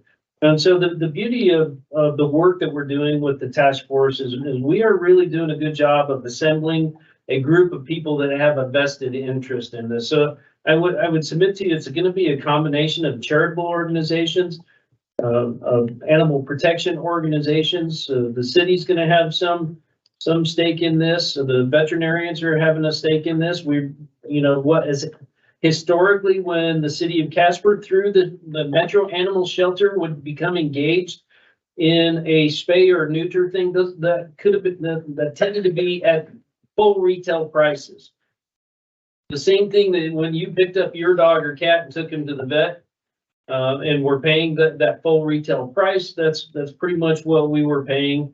But this is done more on a bulk basis. And so we would schedule these in advance. The veterinarians and their staff would be available for that time period. The rest and recovery needed for the animals is going to be accomplished through the sheltering. So we're really able to minimize those costs down, but it's my opinion that the city of Casper is not necessarily going to be bearing the full burden of it. And again, this is a long game. We're looking at what are the benefits 2 and 3 years down the road. Knowing that some of those stray female feral cats, they can have as many as 2-3 litters a year. And so we're really trying to just make a dent in that, the continuation of the generations, and just more and more and more of these cats. And otherwise, they're never going to go away. We're always going to have them. So we are willing to. We're exploring a vast amount of ways to reduce the expenses that will be put upon the taxpayers of the city of Casper. As a follow-up, and it isn't necessarily a question, but before I could support this particular ordinance, because it is an ordinance, not a resolution, I would want to see a budget and a plan forward before I would say, yes, let's go do it, and see what the people are going to put into it. Basically a business plan for the program before I could really support it. But that's me. Okay. Well, I'm usually not at odds with you, but I am on this one, because when you look at the amount of money it takes to feed them and to go and have them picked up and hauled, and we have to run them through every system check before they can be put in our shelter anyway. And the degradation they're causing in our shelters and within our city, I think, even if we incur the cost, it's gonna be, like he said, on a bulk thing with the vets involved, it's going to be much cheaper in the long run. It reminds me of our homeless situation when we talked about not arresting our way out of it. We could pay the $144 a day for them to sit in jail, or we can get them, get some programs in effect to help them. And I think that's the step we're trying to take here with the cats, is to put a program in effect that gives us long-term success and will literally would be cheaper in the long run. I'm assuming you'll agree with that, if we're to go this route. Mayor, council, with that question, what we're doing is a losing game. We continue to fight and address the same problems day after day, year after year. Every spring, when that first batch of feral kittens arrives, it overwhelms our system. Those animals, the feral animals, are coming in. They are far more likely to be diseased. That causes additional problems. So we recently had that entire time period of quarantine in the shelter. It's all of these things combined together against us. What we're doing right now is not making any progress whatsoever on the problems that are faced by our community. This is one proven way that has been proven in many, many communities to work. And this is not an ordinance. This is a resolution of support. Brandy? Two things. So, because I don't know, are there any benefits to feral cats in Casper? Because we are talking about another ordinance and we didn't remove feral cats from being fed. So if they're actually problematic and there is no benefit, why are we letting them be fed? It's a great question. Did you have something else? Nope, that's it. I'll speak to that if the chief would like to, this group has a lot of great stakeholders that bring a lot of expertise around it, and I have found myself just doing hours and hours of research on TNR programs and stuff like that, which wasn't something I was super passionate about, but I am passionate about finding an answer, and there's a lot of enthusiastic people in our community hoping for us to craft a better resolution to this issue. To Councilman Cathy's point earlier about, them being worthless and you might as well just shoot them. I would encourage you, I'm disappointed. I can't deliver on Amber's promise that I can give some data. I will crunch my numbers, bring that to a future council meeting. But one of the insights that I was able to glean in all my research is this idea of a vacuum effect, where if you remove those animals, you actually are spurring more more generations of them. You're compounding the problem, and it results in more feral cats, as counterintuitive as it sounds. But the idea of trapping, spaying, and neutering and returning them is again, it's the long game. So you're trying to prevent those animals. They're very territorial, so you keep them in their territory so you don't have that vacuum effect. But because they're unable to reproduce, that's how over the years you reduce that population to the point that their population's fairly negligible. So I'll deliver on that. I'll take a rain check if you'd like on delivering that. There are case studies in Wyoming, which I think is a lot more relevant than, we get a lot of examples of people on the coast doing TNR programs and stuff like that, and that's great for what it's worth. But what I found really compelling is Riverton, Sheridan, places in the state that are implementing these programs, and they're having tremendous success. And so I'm happy to bring some of those statistics to some of our future meetings, because again, the folks that haven't been in those discussions aren't privy to a lot of the details, a lot of the data that we shared between us. So, but I would just, I guess, state that in response to Steve, your comments is that is one of the things that was very enlightening to me, is this vacuum effect that it seems to be borne out in the research time and time again, is that if you remove them from that territory, you're spurring even more growth. And I think that's kind of the pattern we found ourselves in, is just the more feral cats we euthanize, it seems like the more there are in our community. And so Insanity is kind of doing the same thing over and over and expecting different results. So I think there's a lot of merits to adopting this resolution. It gives us a lot of outs if we're not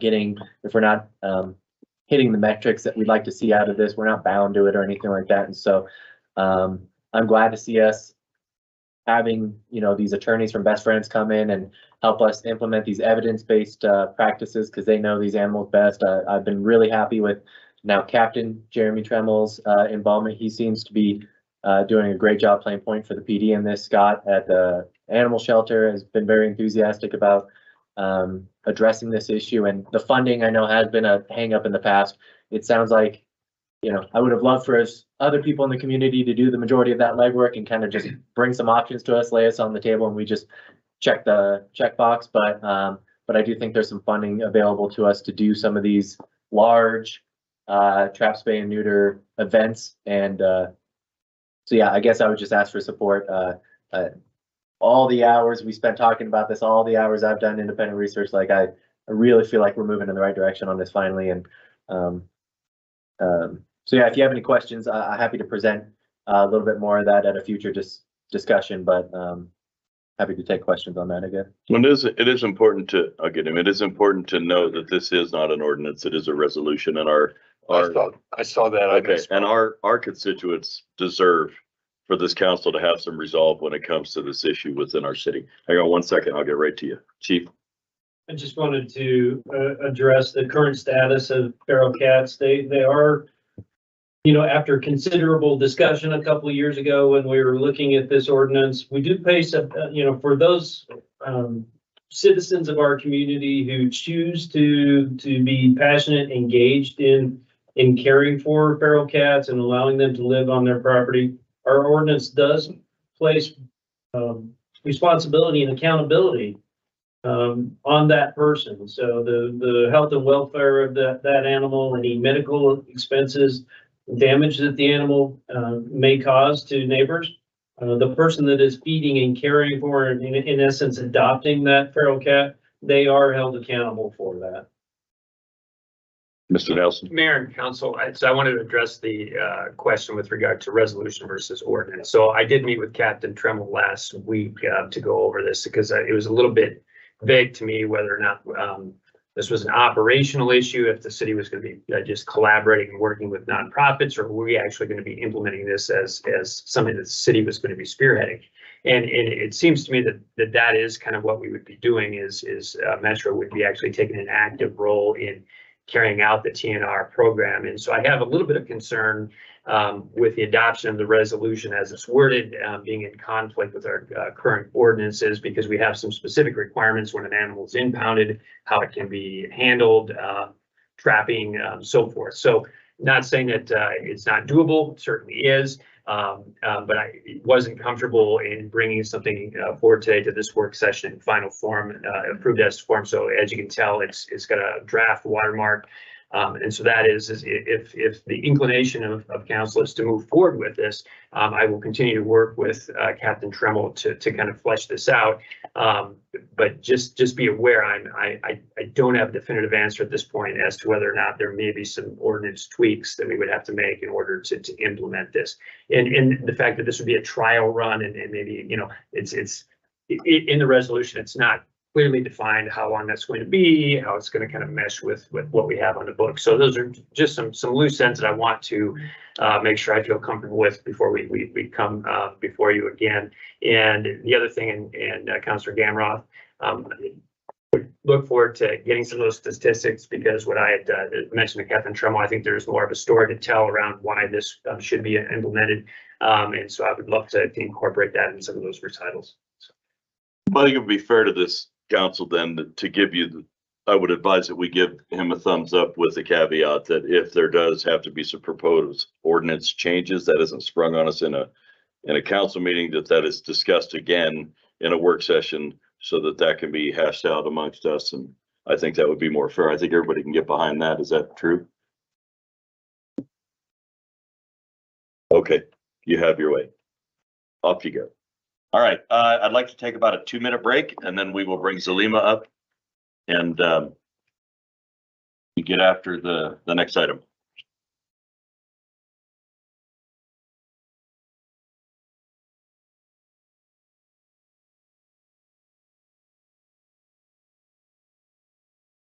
How you doing? Good. Yeah, very good. Good. Let's use sort of. Yeah. Your brain can only pay attention as long as the ladder holds out. I know. I mean.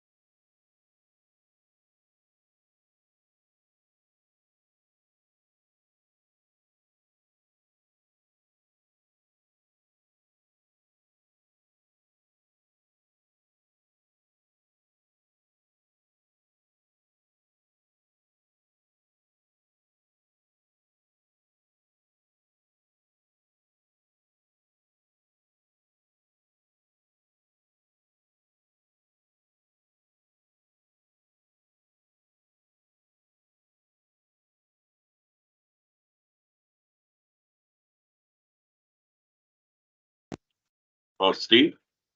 I thought we were. I didn't realize he got up and left. He left. He's out. Feeling social today. Oh, my gosh. We got to ride on the fire truck today. He's all geeked out. He's all but one. He's all Tell the other fire department he got to ride on that today.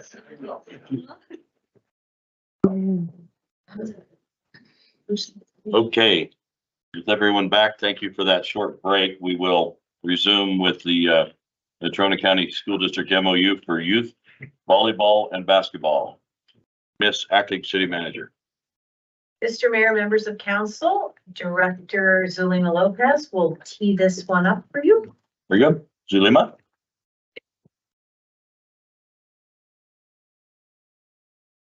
Ahead of the agenda tonight, it would be a pretty, I'm doing a real good job of that anyway, but. I think it's a pretty straightforward topic. So this is actually a long-standing program that we've had with the Natrona County School District, but it's new in that we are going to memorialize it through a memorandum of understanding with the district. And so since 2006, we have partnered with the district and the Casper Recreation Leagues Association to offer 4th and 5th grade basketball and volleyball to our elementary school students.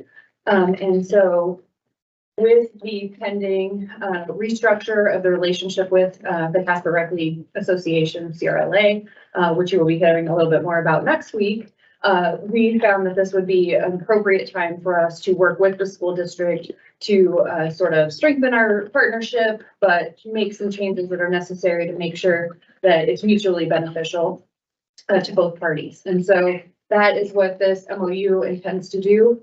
Honestly, for the most part, the program will continue to be run as it is, because even as it is, City of Casper staff manages a lot of the administration, coordination, staffing of the program. And then the school district subsidizes the program to keep the rate very low for the students to play. And so that will all continue. The rate of their reimbursement, however, will go up to account for the staff that hadn't been considered in the reimbursements in the past. And so while the school district recognizes that that is going to be a small hit to their budget, they also, I think, value the partnership and know that we together can manage the program more effectively, efficiently, and cheaper than if they had to hire their own staff to manage elementary sports. So that is it in a nutshell. I'm happy to entertain any questions. Bill Moya, our recreation manager, is here also to answer questions. Paul Zawada administers the program. He is our rec supervisor for sports. He is working very diligently out in the field preparing for the largest state softball tournament we've seen in the state. Wow. Is that due to just increased participation, I'm assuming? More than 75 teams will be here this weekend. Wow. Good for Casper. Is there any difference in this MOU as from years past? Is there anything different? Well, we've not had an agreement actually in place since 2006. We wanted to memorialize it by actually just putting the structure of it into place to an MOU so that we had something in written. Sure, makes sense. Any questions, Huss? Thanks, Mayor. The only question I had was, it sounds like prior to 2006, the school district kind of managed it themselves. So I was just curious if, and I know that predates you by quite a few years, at least in your current role, but was curious if anyone could provide context about what necessitated that change. Mayor, counselor, anecdotally, what I understand is that it was difficult for them to recruit coaches and other staff to administer the program and supervise. Of course, in a lot of instances with sports, it's teachers that are coaching and doing those kinds of things. And really, we have staff that does this all the time as their job. And so the effectiveness and efficiency by which we can accomplish youth programming like this is far superior to what you can expect from volunteer coaches and teachers. Thank you. Anyone else?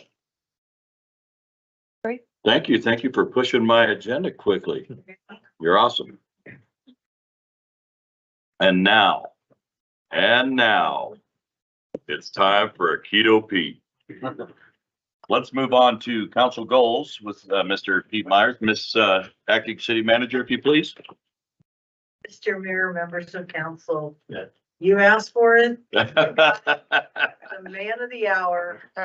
Keto Pete, and I believe this is, Pete, if I'm right, this is, staff just wanting to, with the new fiscal year, make sure that, you guys have kind of condensed this down to get the goals, in line with what we, I guess, had asked for. Does that sound about right? That is exactly right. Okay. Thank you, Mayor. Yes, we are trying to get the goals up and running for this next 2-year period, thank you very much. We officially just ended the period for the previous 7 goals. The previous 7 goals were supposed to be for 2021, that would move to 2023, and they were expected to be done by June 30th. So 2 weeks ago. We're now in the brand new period. So for those of you who don't know, council had a retreat in February to discuss the goals for the upcoming 2-year period, which is starting as of right. We tried to take those goals as you gave them to us, and now we're trying to make them into a tangible set of things to get done over this period between now and 2 years from now. So the broad structure of the goals that you guys discussed breaks it down to 3 broad topics: livability, sustainability, and citizen contact, citizen engagement. We've taken that and broken into this goal right here. I'll read the goal, but I won't read the entire objective. Create a more livable place for all Casper citizens through maintenance and improvement of the environment, infrastructure, public safety, and recreation. That's a mouthful. That's a lot going on in that one goal. And certainly the livability by its nature is a broad topic. So we tried to distill out of that, including with the objectives, some tangible things that we think we can get done in the next 2 years. So, starting with the specific mention of homelessness, it was an objective. So definitely want to make some progress on the homelessness issue. Certainly the homelessness task force has already been in place, but we also want to do some things internally to try to get our arms around the homelessness problem, both in terms of trying to make homelessness less burdensome for the community at large, but also reduce the suffering of the homeless individuals. Secondary issue is police support for facility and improvement. That's trying to get the business center up and running. That project has been going on for a couple of years. It's effectively a continuation from the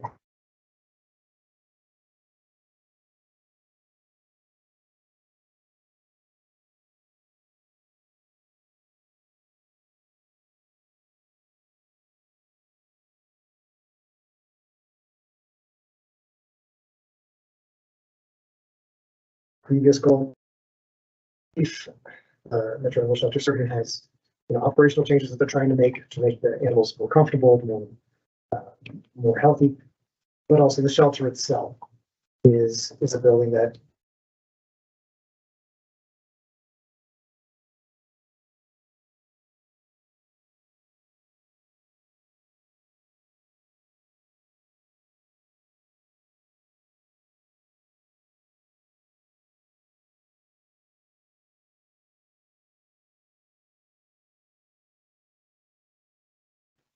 if indeed that's what we want to do, but also how we're going to finance it.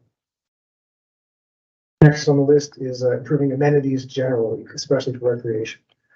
Certainly, we have a capital plan that we pass every 2 years. We present it to you. Actually, every year, and we present it to you. And we're going to have to keep an eye on that, both in terms of keeping that moving and also making sure that it stays responsive to what you guys want, and also that it's affordable. The one that was passed recently, that's great, and that's going to help drive our capital construction for the next couple of years. But we need to make sure that those projects are filling the needs that the community has. Fifth one is develop a plan for the fire department capital construction. This is mostly focused on fire station number 1. Fire station 1 is quite old, it was built in the 70s. We are keeping it going, but we are seriously looking at a way to replace that station. Its downtown location is, we should probably be moving that further out so it can better cover greater areas of the city now that the city has expanded beyond its original city footprint. the fire department tries to have a 4-minute response time, and moving it will probably help with that. But beyond that, it's just, so we look for a way to replace it, but that, again, it would be quite expensive thing to do. And so any plan that involves replacing fire station other than would have to include a plan for financing that. You know, where's the funding to come from? And so we're going to try to come up with a plan for that. Before you move on, any questions, and what the object of this and the direction that we're to give is, did staff capture what you had in mind for the livability goal? Does this fall in line with what you were thinking? Is there anything that's missing? We could certainly ask this at the end as well, because there may be something that you think should be in there that might fall under one of the other categories, but I just thought we would stop after each one and kind of make sure this is capturing what it is that we wanted as a council. These were our goals. This is what staff took back, did their homework, and felt like would help us get to where we wanted to be. So just so you know. So any questions so far? Okay. Thank you, Pete.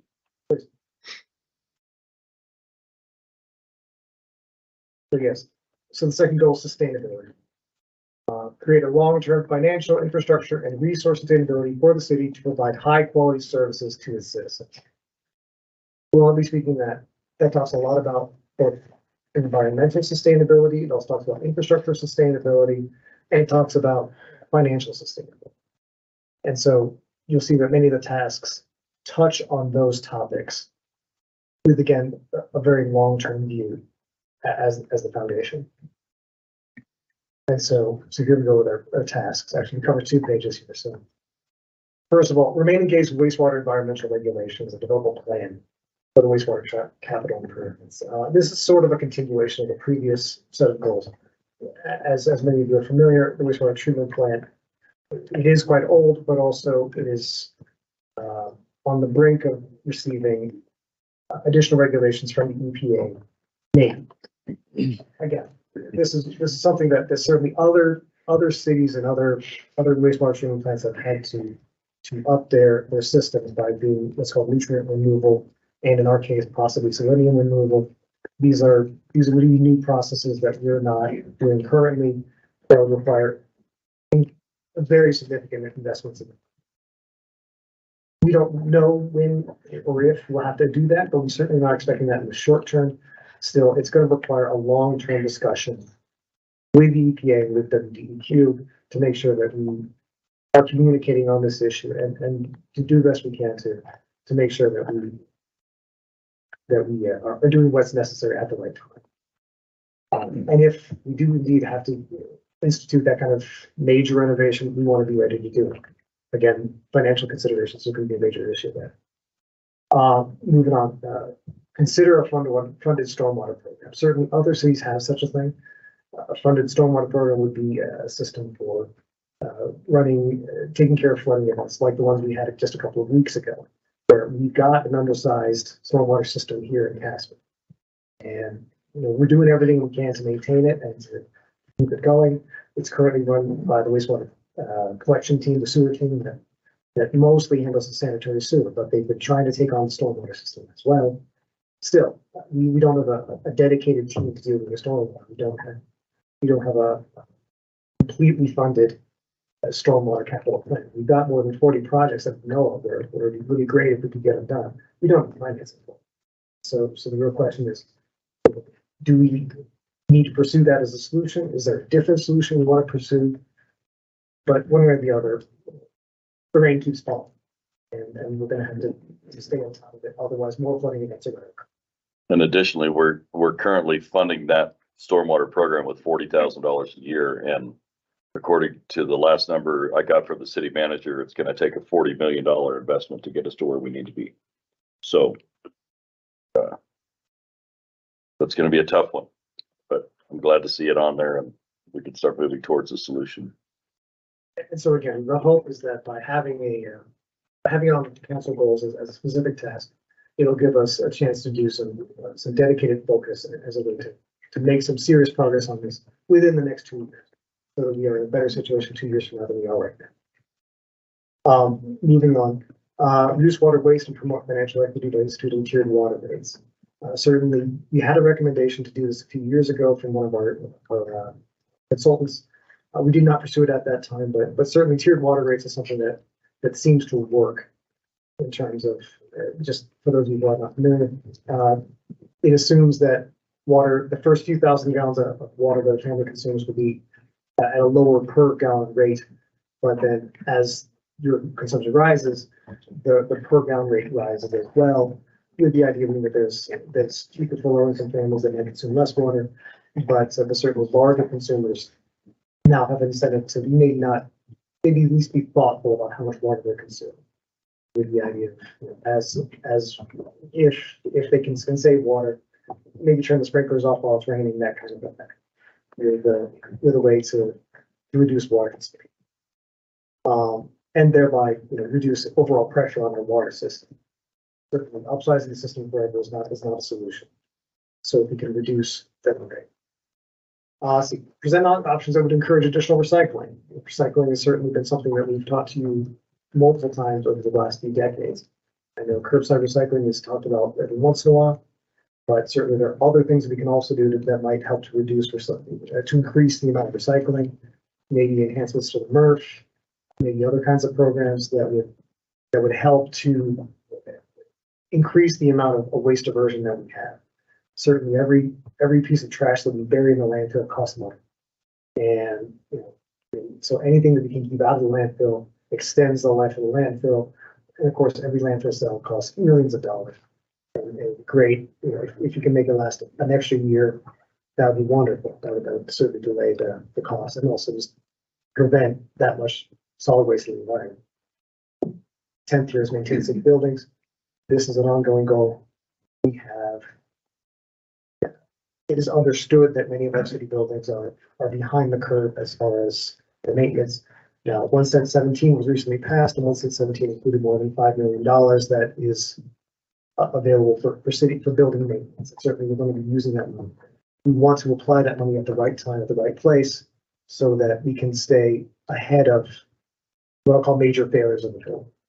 You don't want to be caught unawares. You don't want to be caught off guard. And so, if we can invest that money at the right time, maybe we can save money overall. Moving on to task number 11, develop sources of revenue that are generated externally through grants, donations, sponsorships, and perhaps federal work. Well, certainly, this is something we've always done to a certain extent, but to the greatest extent possible, we want to see what we can do to maximize the amount of grants we get, and also other kinds of funding. You know, certainly, there are other kind of more creative ways to do this, where we don't just apply for grants. Maybe we partner with nonprofits. Maybe we do other things to bring in additional revenue from non-traditional sources. Also, develop sustainable sources of revenue that are locally generated, taxes, rates, and fees. You know, certainly, towns in Wyoming are in kind of a bind. We have limits that we can do as far as raising money, except through voter initiative. So, you know, certainly we have a 5th cent that passed in 2022. Overwhelmingly, the public was very supportive. We asked for a 6th cent in 2021. That one didn't go so well.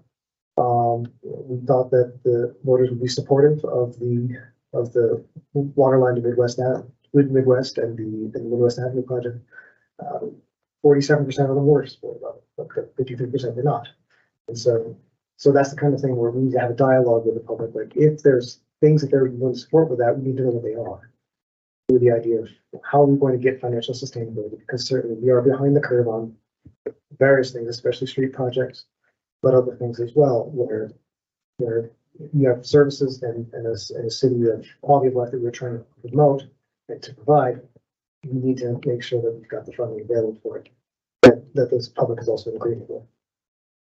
Beyond that, facilitate smart decision making by re-engaging with the city's primary planning documents. We do planning documents internally with some regularity. Some of them are publicized and well known, things like the comprehensive plan for land use, zoning, and long-term transportation plan, which is produced by the NPO. We also have other plans for operational purposes that are specifically to one department or another. sometimes we break these things, but we don't really pay attention to them. Maybe not as much attention as we should. By, having those plans as a good sense for how we ought to be developing in the long term, it's good to have it out in front of us. It's also good for us to know what other towns and other entities are doing. With the idea that if we have a sense for what Trona County is trying to do, what Mills is trying to do, what Advanced Casper is trying to do, maybe we can better coordinate our activities with them and have more synergistic partnerships there. Then 14, facility development through reimagined public-private partnerships. This is something that had a lot of discussion at the retreat. This idea of exactly how are we going to partner with local nonprofit agencies and how we're going to get the most out of those partnerships. Certainly we support many nonprofits in one way or another. We support many through leases where we own a building and we lease it out at a very low rate. Or in other cases, we fund them more or less directly, either through promotions or through 1 cent. I think the goal here is, what is the ideal funding relationship look like in terms of what should that the agreement be? What sort of partnership is best? What sort of partnership is going to advance this functionality the most? Certainly there are certain things that where a nonprofit is better able to provide a service than we are directly. And that's the perfect time to do a partnership with a nonprofit agency.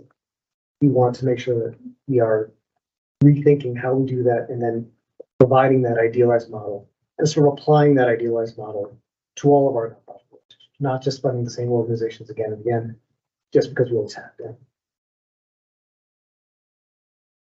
Can you go back, please? Of course. One of the things I think that's very important is that we need to be more transparent when we're doing these things. You brought up the Midwest water line. If we had been more transparent and it had only been the Midwest water line, it would have passed the 70 or 80%. The problem is we try to lump a bunch of other stuff in there without telling people, and it offended them. We've gotten the word back that that's why that failed. It wasn't the Midwest water line. It wasn't the water going to our neighbors. It was everything else we tried to throw in on top of it. And so we need to be very transparent especially when we're going that route. Our public deserves that. They're very educated. That's why 5th cent passes every time, because they understand the value of it. They know where that money's going. But when we tried for that 6th cent, they lumped in a bunch of other things and it wasn't transparent. And that's why it failed, I can tell you. I was pushed back on that a little bit because we lumped in only one other thing. It was Midwest Avenue, and they were presented together in the same resolution. So whether the word got out about them equally, I don't know. But in terms of our actions here, we said these are the 2 projects. We put it in one resolution. We put it out. But I'm just telling you about the feedback that we got. Yeah, that's a perception possibly, but Right. that's not how we presented it to the public. Right. I agree. I will agree with that. I'll agree with that. Go ahead. Not to repeat Amber, but I would agree. I feel good about the transparency. I felt like we were completely transparent in what the funding was going towards. But to agree with you, Mayor, I do think Cheyenne has found a lot more success with just line items on a ballot. I'm a fan of that idea, putting out all of these ideas to the public and just asking them, getting all the voters to say, these are the things we support and are willing to be taxed accordingly to help fund. I think Cheyenne's got, I think they're ahead of us in that regard. And I like how they pitch that to their voters a lot more than, I think the specific purpose text. I think you're right. The feedback we got is that it failed because of the inclusion of Midwest Avenue. If we had broken out those 2 items separately, could have at least funded the water line and probably not got the support for Midwest Avenue. But I do like that the city of Cheyenne breaks those out for individual items. I think it gives not more transparency, I don't think, to the public, but it gives them a more degree of autonomy, more buy-in as far as which projects move forward. So, and that's better said. Thank you. That's what I was trying to get at. So that was much more articulate. So I appreciate that. Thank you. I'll agree with that then. Yeah. If it's autonomy we're talking about. Yeah, I don't know that it was transparent. I used the wrong word, so thank you for that. Sure. And I think he's just jumping on you because you're mad at him for not having data. Well, yeah, I'm just saying. No, I'm kidding. So let's go back to sustainability though. Remember, this is about staff trying to collectively grab what our initial goals are and break them out into to make sure that they're following the wishes of the council. And this looks good to me. I just want to make sure everybody else is okay with what they're seeing, or if there's something on there that you wish was there that hasn't shown itself, or, so we're good. I have one question. Yes, please. Like preliminarily, I'm really pleased with all this, but it's also a little bit dense. And so I've gone over it for the last couple of days, but do we have like a window of time to further digest some of this before we have to be like absolutely full steam ahead? Mayor, Councilor, I'm certain that we can time it appropriately. It is the truth that we were planning on bringing this back as a resolution next week. Okay. But if that is too soon, I'm sure that we could delay it a bit if council needed more time to. I don't believe it's too soon, but from the sounds of it, you may want to be open to having something brought your way over the next week to maybe look at. And again, I just have a question. It seems to me that this is a lot. And so is this even a possibility over the next 2 years? It's because to me, I feel like we might need to streamline this down some. Mayor, Councilor, that's a wonderful question. Certainly this has caused a certain amount of stress at the staff level. But this also falls on a broad spectrum of departments. It's not one person that has to knock all this out. It doesn't, yes, no. It's not just one person doing it. And I could tell you that an earlier draft of this document didn't have 17 tasks. It had 33. Just from just doing all the things that we brought up at the retreat that you had in February. So this is to a certain extent a streamlined document. That being said, you're absolutely right. This is a workload. And on the one hand, there's always that balance of you don't want to leave something on the table, like, this needs to be dealt with. We need to look at this. But on the other hand, you can't fix everything all at once. I suppose it's a long way around to answering your question of saying, we believe that we can make progress on every one of these, that in 2 years' time, we can be better positioned on all of these. Will all of these be completely solved in the bag and put away? Certainly, we aren't going to solve problems in 2 years.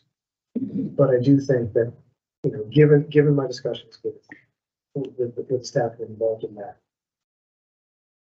it seems to me that we can make progress on it in a 2-year period of time, where we'll be, again, not necessarily solving that or any of these others, but certainly better position, better having it more under control. I guess as a follow-up, my concern is it's not to cause undue stress on the staff, but something more reasonably attained. And so something that you're not just touching this year and then it's off the table kind of a thing. So maybe we need to consider some of this and possibly pare it down somewhat so that it's not causing additional stress on the staff, but having a reasonable timeline over the next 2 years as well. Of course. And I think that certainly I think we would take council's direction. If there are things on here which seem to be a distraction from the core issues, like where, issues 1, 2, 3, and 7 are great, but number 4 is less important to the council. I don't even remember what number 4 is now. I wrote it. Pete, I don't think it's a matter of non-importance to the council. If I'm picking up on what Lisa's saying, I don't think it's that. I think everything on here, everybody finds important. But her problem, and probably a lot of us share this ideology, is we don't want 50 things up on a poster and say, woo, City of Casper, look at what they're doing. And we only get 4 of them done in 2 years' time. I just don't think that's our goal. That when we set goals, we want things that are attainable, not that they're going to be a little better in 2 years. Like the homelessness, we know we're not going to solve that. So should that be on our goals? Probably not right now, because we have coalitions working on that. I think what we're looking for are things that we can literally go back 2 years from now and say, we got this done. In fact, I would almost like to see the previous 2 years goals that we set, this very council, most of us set, and see where we're at on that. how many of those did we actually attain? How many were we able to check off? How many went unchecked? How much progress did we make on those? Those are, to me, that's a goal. If I set a goal in my home, it's something that's eventually going to be attained over a certain period of time. And, so how many of those things from before didn't get finished, didn't get attained, and why weren't they, or are they included in our goals now? Those are, so I'm kind of on her line. Go ahead, Amber.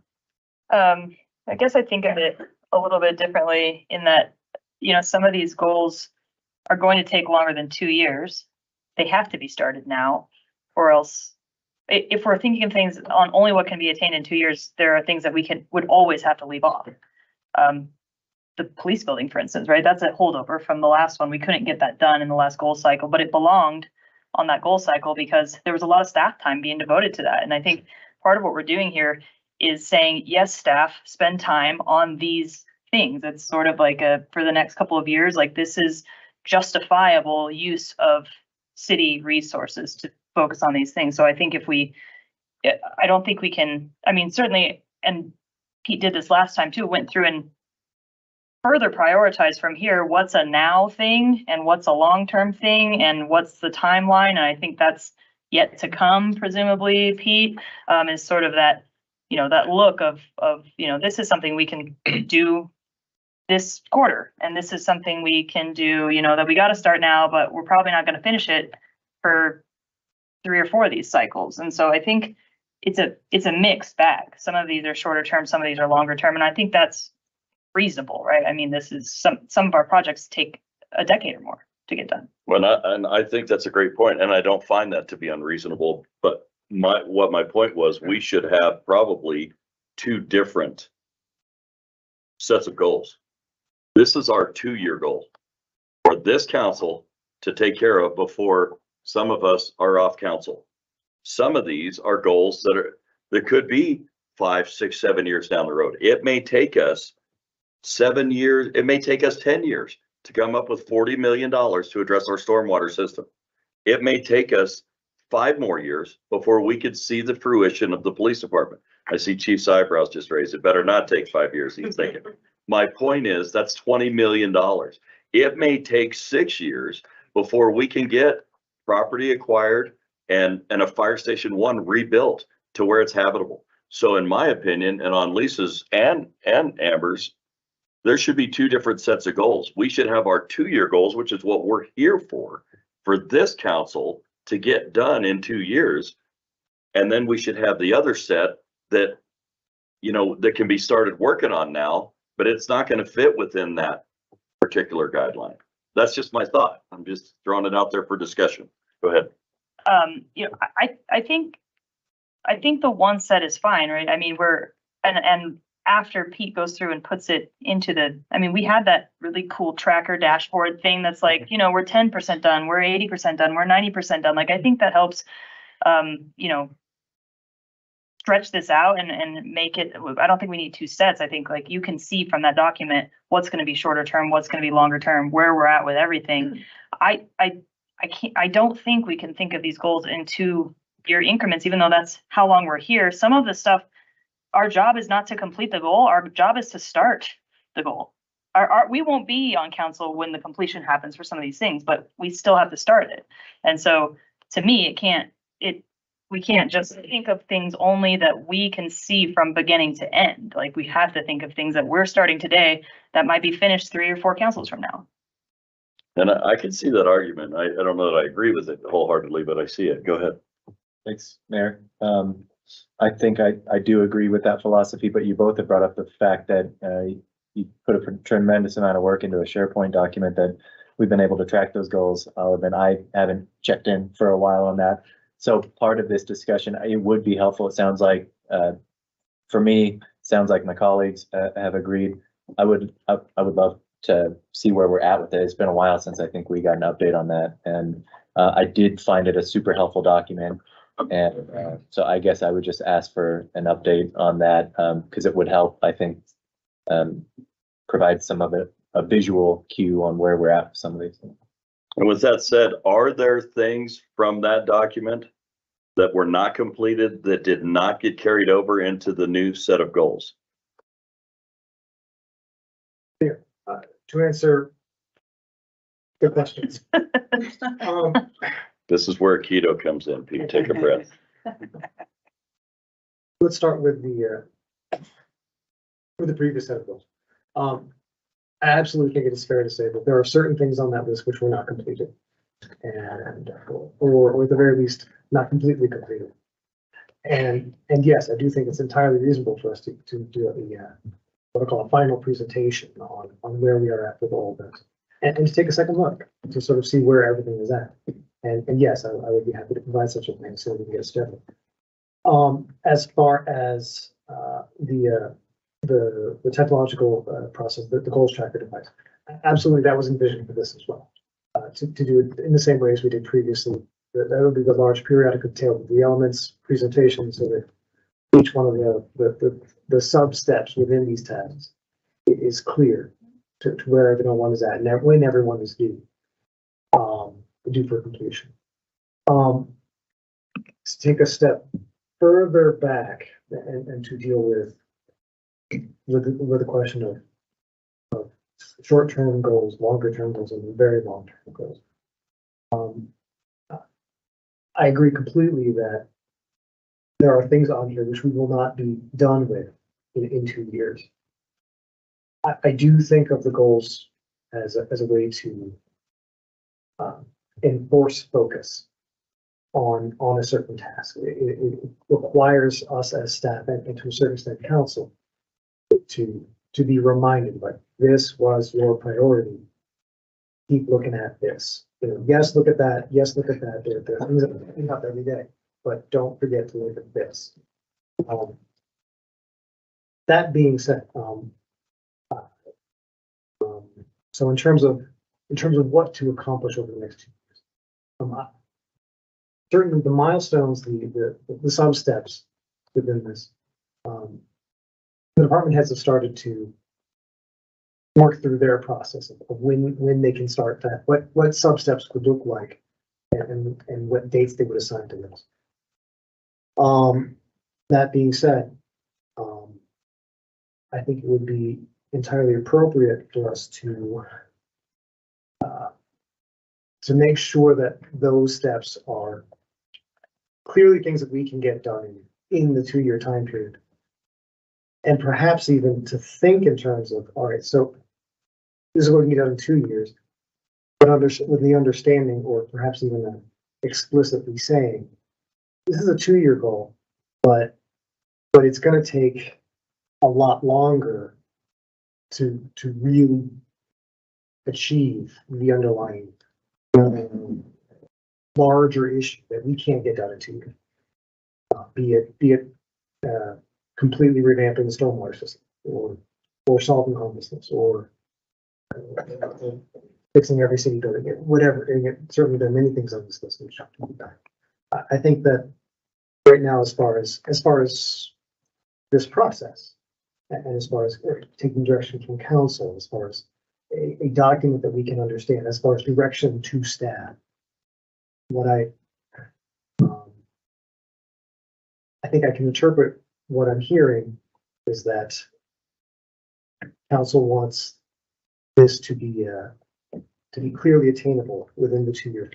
No, I don't think that's fair. That was just me speaking out loud, creating some discussion. I don't think that's the direction council's giving you.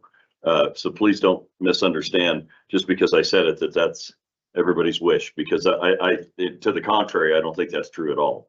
What I was trying to do was open some dialogue, which leads me to, are there things on our prior council goals 2 years ago that did not get completed that are not on council goals this year? The reason I ask that is I'm thinking of Midwest Avenue. I know that was a big stickler for everybody with the brand new state building, and that road from Poplar to there is just a complete atrocious. It's still not done. I don't see it on the new goals. So did that get left off? Or I'm just asking. It has money. Are there things that, yeah, and I know we did allocate money for it, but are there things that were on there that didn't get completed that aren't still on our radar? Thank you, Mayor.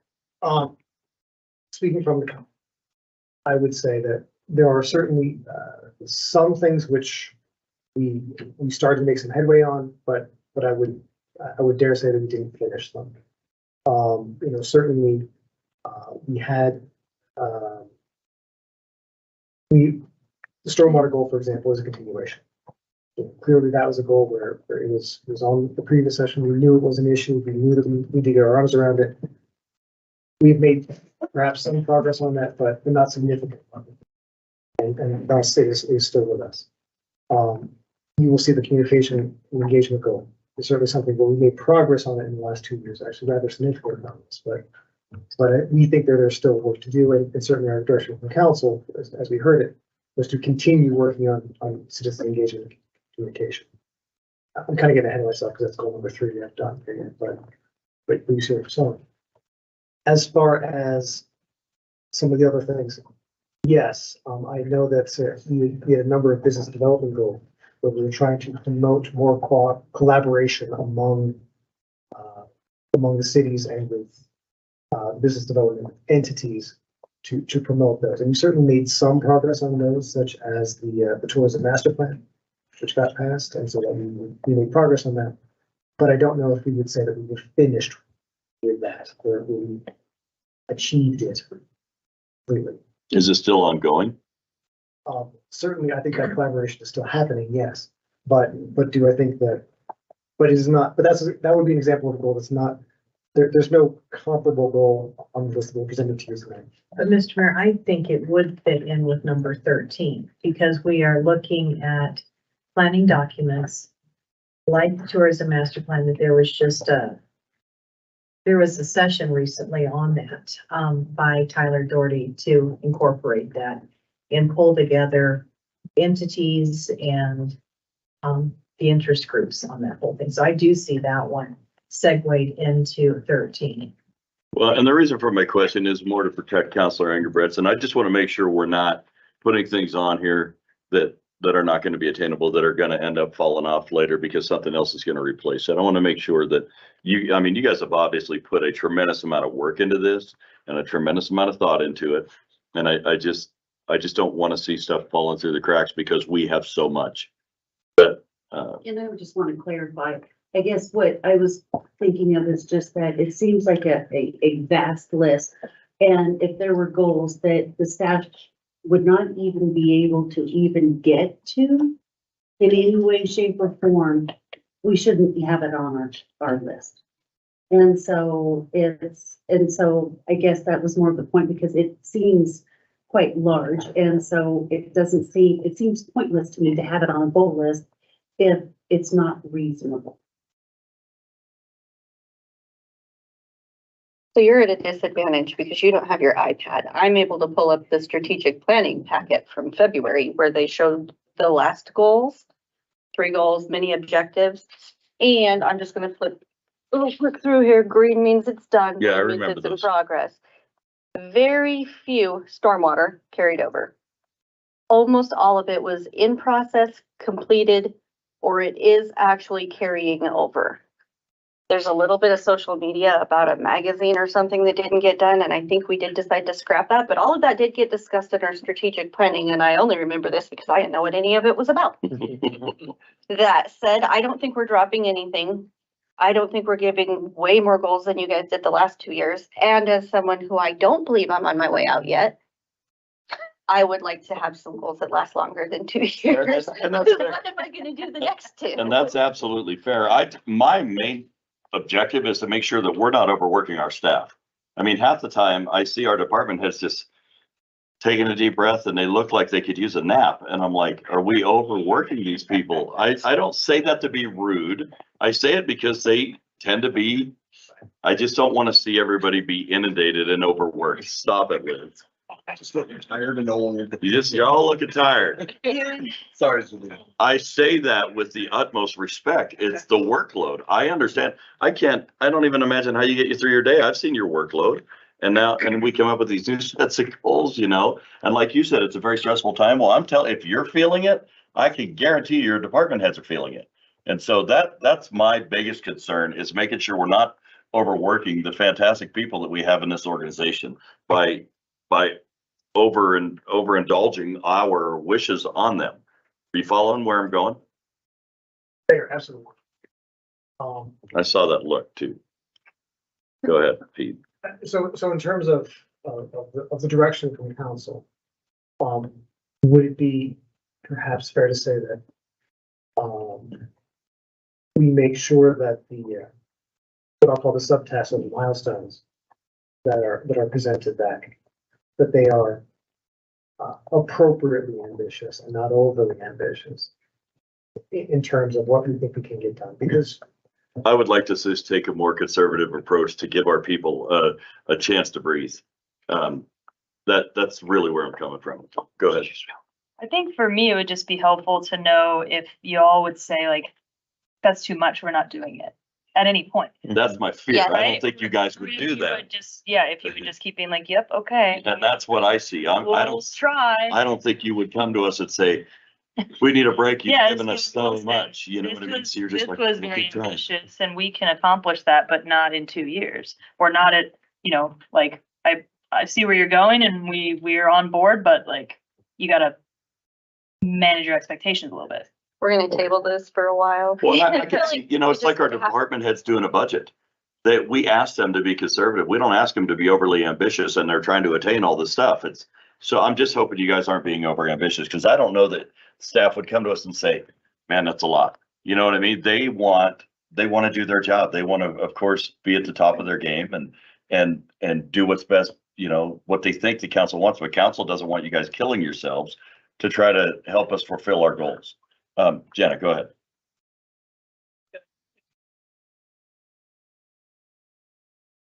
He did. He did build it. Like remodify. Oh, it's not that we don't like what you've done. Please don't ever think that. That's not it. We just want to make sure you're not being overdone. That's all. Right, but then another way too is to maybe, obviously all the department heads know what what our goals are. So you asked them, are these actually achievable goals? I mean, if they're completely crazy, then we can modify them or give them a little bite of that elephant. You know what I'm saying? Thank you. Everybody's talking better than I am. They're saying what I want to say. You're just doing it better. Thank you. And Kyle. Mayor, Sir. certainly this is the outcome of multiple iterations. Right. Where we've already had multiple discussions with the department. Okay. About, narrowing. So they're things down. comfortable. For the most part. For the most part. I'm speaking to you because I don't want to turn my back. Not many eyes. They're nodding. Asleep. They're smirking. They're nodding asleep. Mr. Mayor, and Pete had, when we had these meetings, and they're excellent work sessions that he facilitates with all the department heads. Most recently, we had talked about setting our timelines. And Carter had said, let's wait and make sure that you all are okay with what has been presented this evening before we really put timelines on that to say, is this a 1 year?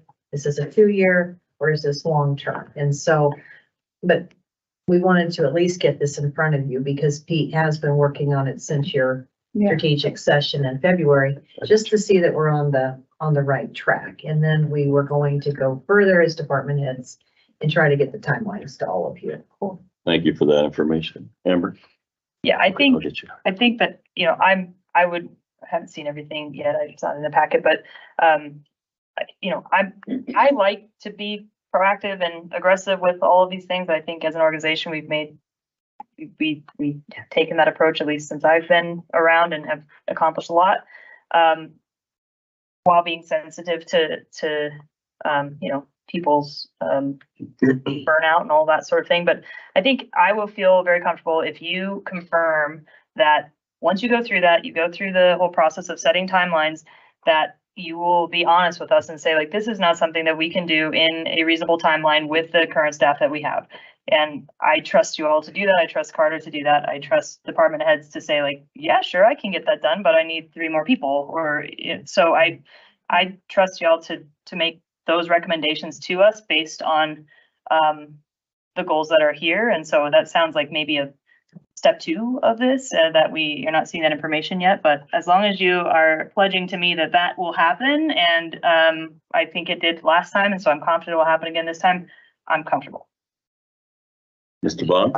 Well, I just want to say, having been on that side of goal setting and strategic planning, of having to operationalize a strategic plan, when the council came up with these goals, we didn't give them the tasks, right? The staff came up with the tasks. So my assumption is that they're not going to give us 17 tasks that they have no hope of completing. And I agree, some are longer term and some are shorter term, but that's part of the strategic plan development process, I think, is council sets the goals, staff hangs the meat, or if you will, or the contents on the plan of what's going to actually get done. So that's what gives me some assurances. These tasks didn't come from us, so it's not like we're giving them, saying, go get this done. They're coming from the staff to how they perceive we can meet the goals. That's a good point. Yeah. I'm not going to reiterate what Amber said, but I think that's incredibly common sense, and to be able to give that back to the staff to say, look, we're gonna, this is what we can accomplish. This is what we can accomplish. And we have to trust our staff to be able to do that. And the staff has to trust us when they come to us and being like, this is what we're, we can see this is literally happening, or we don't. And then we support them in that process. We come here twice a week, once a week, and you guys are the ones fulfilling those tasks and doing that. And so we have to trust you in that and the work that you're doing. Fair enough. And I may be a little hypersensitive. I sat here and listened to code enforcement tonight, and I just personally gathered from them, and I know nothing integral about their operation, but I'm telling you right now, she could use 5 more people to do what we're asking them to do. And so, do we have a budget to give her 5 more people? Are there 5 more people available? Probably not. So I'm a little hypersensitive to people being overworked and giving them more than they can take. That's where I'm coming from. So it's just out of kindness, literally. Go ahead. Last thing, I won't say anything else, but Yes, to that, you can. I will. To that point, there were staff position recommendations that were made out of our goal cycle 2 years ago. They said, yeah, we can get that done, but we did it in communications. We set a goal of communicating with the public. They said, we can do it, but we need to create a couple positions because we don't currently have somebody to do that thing. And we said, yes, it's important enough to us to get that goal done that you can go ahead and create those positions. So some of this, that may be the way that staff proposes to get the goal. Not, I'll work myself twice as hard, but I will here's what we need to build the department to look like in order to do that thing. And so, some of this may result, they may say, no, we actually can't do that with current structure, but if you want it, here's what we could do. I like it. Sure. You want to move on to number 3? Absolutely. Thank you, Mayor. You're welcome, sir. Thank you for engaging us and allowing all this rhetoric. That's what we're here for, sir. Thank you. Regarding goal number 3, citizen engagement. Basically, the goal that Councilor Pollock was just referring to previous iteration. Create opportunities and experiences for citizens to be informed about and involved in Casper as a city and as a community. As Councilor Pollock just mentioned, yes, we did recently add 2 positions to the city manager's office staff in order to greater expand, and a 3rd position actually as well, to greater expand the capabilities of that office to do more communication, to do more engagement. And I would characterize this as a continuation of the previous set of goals where we made progress last time. There's more progress to be done. But this is something where what we heard at the retreat was that council is still very keen to increase the amount of engagement that we had. So with that being said, we did, task number 15 here is continue to implement the communications plan with a particular emphasis on social media and coordinating our messaging across social media sites and platforms. Certainly, I think that team is deeply engaged in that and certainly is continuing to try to wrap its arms around that problem. But certainly, social media is difficult. Social media takes a lot of time if you want to do it well. There are a lot of voices out there, and to have a plan that involves communicating with them in a way that's going to be understood by many people on many different platforms is going to be a continuing effort. Number 16 here is a develop plan to gather citizen input and provide feedback loops. That's much more focused on collecting input from the public as we start making decisions on a more regular basis. Exactly what does that mean? What does that look like as far as getting more public input on what we're doing, what we're planning on doing, what we're thinking about doing, and asking the right questions at the right time to get citizen input. And then number 17, research and assess technology solutions for customizing communications with citizens, voters, customers, and service users. Certainly there are different ways of doing things that keep coming around the bend. Technology keeps changing, and one of them is, there are ways out there now to customize communication so that not everybody hears the same message, because some people, the message is going to be more relevant than others. Based on who you are, or what you've done previously, or where you live. Certainly we want our communication to be as relevant as possible. Otherwise, people are going to start tuning this out. You can't just barrage people with constant information. Otherwise, you hand somebody a book, they won't read it. You hand them a one sentence, they'll probably read it. You have to give them the sentence that's right for them, and not the entire book sometimes. So many of these things do clearly they focus on that communications team, which is in city manager's office, but certainly technology also plays a heavy part in this set of tasks. So, so then this is everything.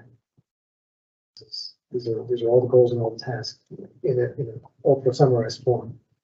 So the direction that's being requested is actually what, Ms. Becker? We had indicated on here just to see if we are on the right track with what you all had conceptualized back in February, and if this kind of meets what your thoughts were.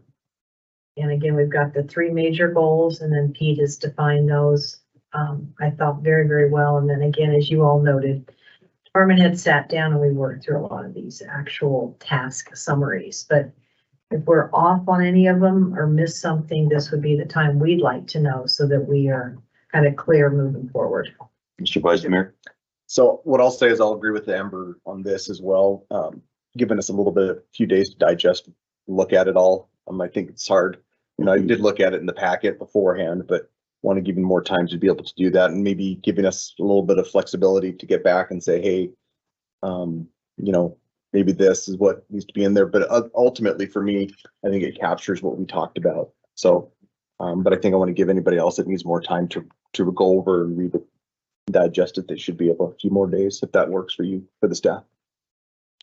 And I don't see where it's on our regular council meeting next week. So let's, if we could, schedule this for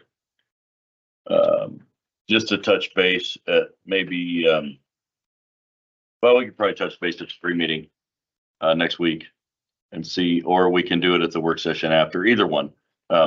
Just so that if there are any questions or concerns from council, that those could be addressed at that time. I imagine it wouldn't take more than 10 minutes. Okay, go ahead. Just a clarification, the memo says that by resolution, the recommendation was that by resolution, the council adopt. Right, but it's not on for next week. Right. But I just want to clarify that it was an update, but we do have an upcoming resolution. We will have. Okay. Yeah. Thank you. But not until we address it again to make sure that everybody's had time to digest it and add or whatever they feel. Okay, fair enough. Thanks. Everybody good with that? Thank you. Okay, so we'll throw that on the work session of July 25. Okay, thank you. I see floor on. Pete, thank you very much for a very thorough, in-depth presentation. It's very much appreciated by all of us. And the city staff look young and refreshed. By my observation. I think they look tired, but that's just, I think they're overworked. I'm the one guy that's going to say they're overworked. Watch the press. I can't wait to see what they write this time. Oh man, I'm just kidding. Okay, let's move on to Pete. Thanks again. Agenda review. Mr. Mayor, councilors, I was hesitant on the Tuesday, July 18th pre-meeting because we do have 3 topics to move forward. So you will be hearing 3 of them in that 30-minute period. Okay. Very good. that then will be, some of them will be then voted upon during the meeting itself. But we do have the rec league, as Zulema referenced earlier, the bar and grill licenses, and then again, follow up on the non-domesticated animal feeding preview. And then there'll be a public hearing later in that meeting related to that topic. Okay, so we do it on the 25th. I think we're fine. Okay. And on the 25th, you all now just put the follow-up on goals on there. We did move up from last week's agenda review, the North Platte Development Plan. That is scheduled for that work session, and we'll have the consultant here to look at the area again around the event center, 100+ acres, and what has come out of the public meetings that we've had related to land use. So I think you'll be interested in hearing that presentation by the consultant and some of the ideas. Is that part of the master planning? Yes, that's Okay. exactly what it is. Okay, great. It's a little wonky. I think once you see the, it's not really a word, I apologize. It's not something Wonky's a Carter word. would use. I think maybe it's. Um, Indeed, Yes, indeed he would. wonky is not on his. That's exactly what is the master plan. So just wanted to bring that to your attention. We initially had it in August, so we were able to pull that up to July 25th. Moving to the next work session then, on August 8th, Carter had worked to get some other topics added to this. So we will be handling the rec business plans part 3, but the speed limit ordinance review was moved up.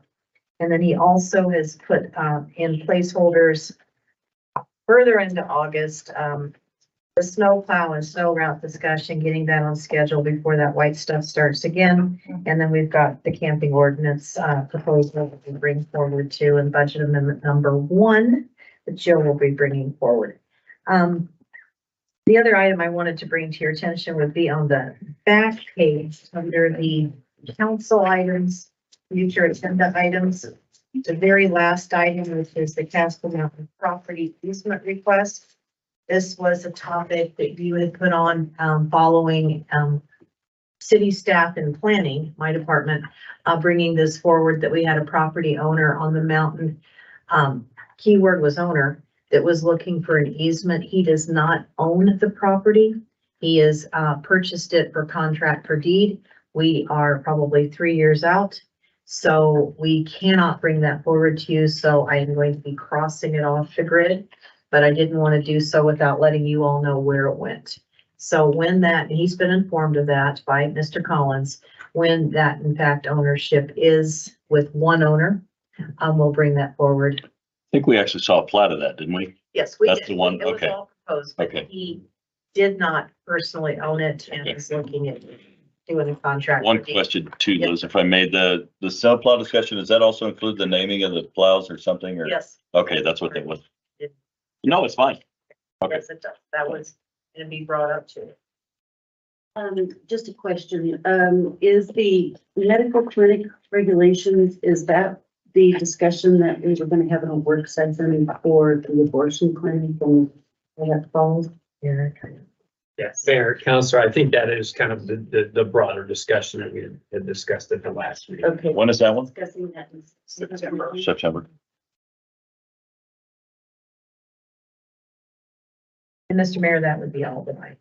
Thank you, ma'am. I appreciate you very much. Lisa, where are you seeing that? Oh, it's on that's not scheduled yet. Okay. All right, because that is, we're getting more and more information daily, or at least I am, concerning that clinic and the regulations thereof. And so we're gonna have to probably, I'll get with Carter, but we'll probably get that moved up somewhere, but that's gonna be a rather lengthy discussion. I think we're still waiting on Mr. Nelson to gather some more information. Did you get the email I forwarded you? Mayor, I did. And Okay, I good. continue to work. Okay, good. I appreciate that. Thank you. I know your plate's full as well, so. Anything on legislative? I don't see Jolene here, so, no? Okay. Let's go council around the table. Unless you have anything from legislative from WAM, is there any updates or anything? No. Okay. All right, let's move with council around the table. Councilor Bond. Thank you, Mayor. Certainly. I just want to say thanks to Pete and all the staff for the hard work on the goals and the tasks that go with it. I appreciate that. So I use Midwest Avenue. I appreciated the reminder that that was on the ballot. I come that way. When I come into town because I come down King Boulevard and I hit Midwest Avenue and I'm just cursing the entire way between Poplar to the new state. Agreed. It's Agreed. bad. So I appreciate the reminder that that was in the field tax vote. Just one thing on the staff on the goals. Just I'm not advocating more is better, but one thing I did want to just touch base with a couple of other council members. That I know there was some interest in perhaps investigating like that idea of responsible liquor establishment ownership, kind of having that tiered system as an updated ordinance. And again, I'm not advocating for it. I just wanted to throw that out there. I didn't know how much interest there was in doing that, or I mean, there's a lot of work to do on our end, I think, in terms of just investigating and, learning about those options, but it's just wanted to throw that out there. Oh, that said, actually, I believe it's next week. We have, during our pre-meeting, we'll be hearing about some additional bar and grill licenses that are becoming That's kind of available. what sparked my. So that may be a future work session item, but I don't think it was a council goal. Okay. More of something to, I guess, for us to talk about. Sure. Liz, would you mind, Ms. Becker, excuse me, would you mind please leaving a note to put that on a possible future work session? You got it. Okay, thank you, Fleur. And then the last thing, I just wanted to make sure we were clear about the work session on the medical regulations that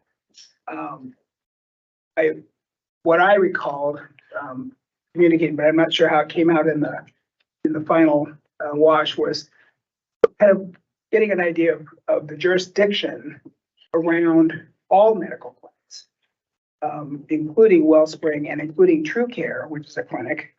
Who oversees those clinics and where's the jurisdiction and what are the applicable regulations? Just kind of an overview. I don't know if that's what everybody else would call it, but that's kind of what I was recalling. Anything else, sir? That's it. Thank you. All right, you're welcome. Mr. Kathy? We had a great parade today. Bunches and bunches of people out. So I think that was an excellent turnout for the parade, and thank the chief and his people for the ride. Several of us took part in that, and we appreciated that. So thank you very much for that. I have a P&Z meeting Thursday night, and we do not want to forget about, we have a young lady retiring on Friday, and Renee's retirement get-together is from 3 to 5 on Friday. So we don't want to forget about that. Where are they doing that at? See? Here at City Hall, isn't it? Business center. Yeah, business center on the mezzanine Oh, level. that's right. Mezzanine. Oh, that's right, yeah. I keep going to City Hall, but yeah, it's She's invaluable over to for me. Casper Business Center on the mezzanine. Yeah, I think it said she's served city for 36 years. So yeah, done a great job, and we need to thank her for that. Appreciate that. So that's all I had. Ms. Haskins, I don't have anything of I'm interest putting at that all. in my calendar. I wasn't ignoring No, you're anybody. fine. Or I'll I forget. can wait my turn. Thank you so much. Counselor Pollock. Yeah, I agree on the parade day today. I had the pleasure of accompanying the Metro truck and 8 Metro dogs on the parade route. I got to walk a dog named Rachel. It's a 2-year-old lab. Gorgeous, fun, little too puppy for what my speed is, but for somebody who's looking for a energetic puppy, she's available up at Metro along with a lot of other great dogs, and it was part of the Scoop the Poop campaign. So we got to pass out bags and water bowls and all sorts of fun things. So I hope that becomes an annual feature because I really enjoyed it, and I think the dogs enjoyed getting out, and folks were enjoying talking to them, and we had a few moments of educational opportunity. Just like shouting out, does anybody want a dog? And people will be like, can I adopt them? And, you know, we got to let people know that they're available. So it was very, exciting. I was pleased to participate. Only thing that I would mention on the, work session that, Counselor Bond was referencing, you know, I'm relatively comfortable with that line of questioning because it comes up with constituents and it's helpful to be able to explain exactly, you know, where our jurisdiction begins and ends. And, you know, I'm fine with that. Beyond that, I would just really encourage us to stay in our lane and not spend a lot of time. I'm getting peppered with questions. 99% of them, I would say, we could spend time answering them. We could give staff homework to go answer them. But I think in 99% of the cases, they are questions that are basically going to result in the same answer. Like, that's not our purview. With the bulk of this issue, it's not our purview. I'm looking at, you know, lists and lists and lists of questions, asking very technical and detailed things about medical oversight, which is not the purview of this group. So I would encourage us to not go down that route of trying to get into the weeds on the issue, because I think it's really better directed to the places where that oversight happens, and it's simply not here. And so I would encourage us to not engage with that when we do talk about it, because I think it's a distraction. I think, truthfully, we could waste a lot of staff time asking them to go through every single one of these questions and answer them line by line. I don't think that's our job, and I don't think we should subject staff to that.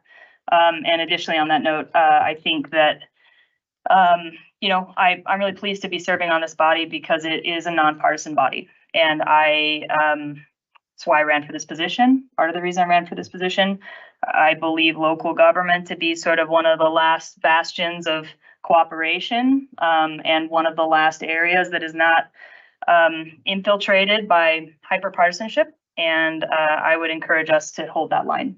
And I think that delving deeply into this issue is one of the most partisan and divisive issues of our society. And I think, being that we really don't have jurisdiction, can't do a lot to affect change one way or the other in this arena, I think there's a real risk of, you know, polarizing our group, and inviting partisanship into a group that is inherently nonpartisan. So I would, as we continue to get questions from constituents, as we continue to, you know, engage in the various elements of the dialogue, that would be my hope for this group, is that we keep that at the forefront of our minds, because when it comes down to it, we all ran for a nonpartisan office, and if we wanted to engage in partisanship, there are other places for us to be. That'll be it from me. Well, thank you. Thank you. Lisa. I was in the parade. I also was walking in the pool. My t-shirt on. I had a dog. Her name was Lucy, and she was a cute little 2-year-old dog. And I think that there was quite a bit of interest for her. So I do encourage private homeowners that own their pets, that walk them, to group their group.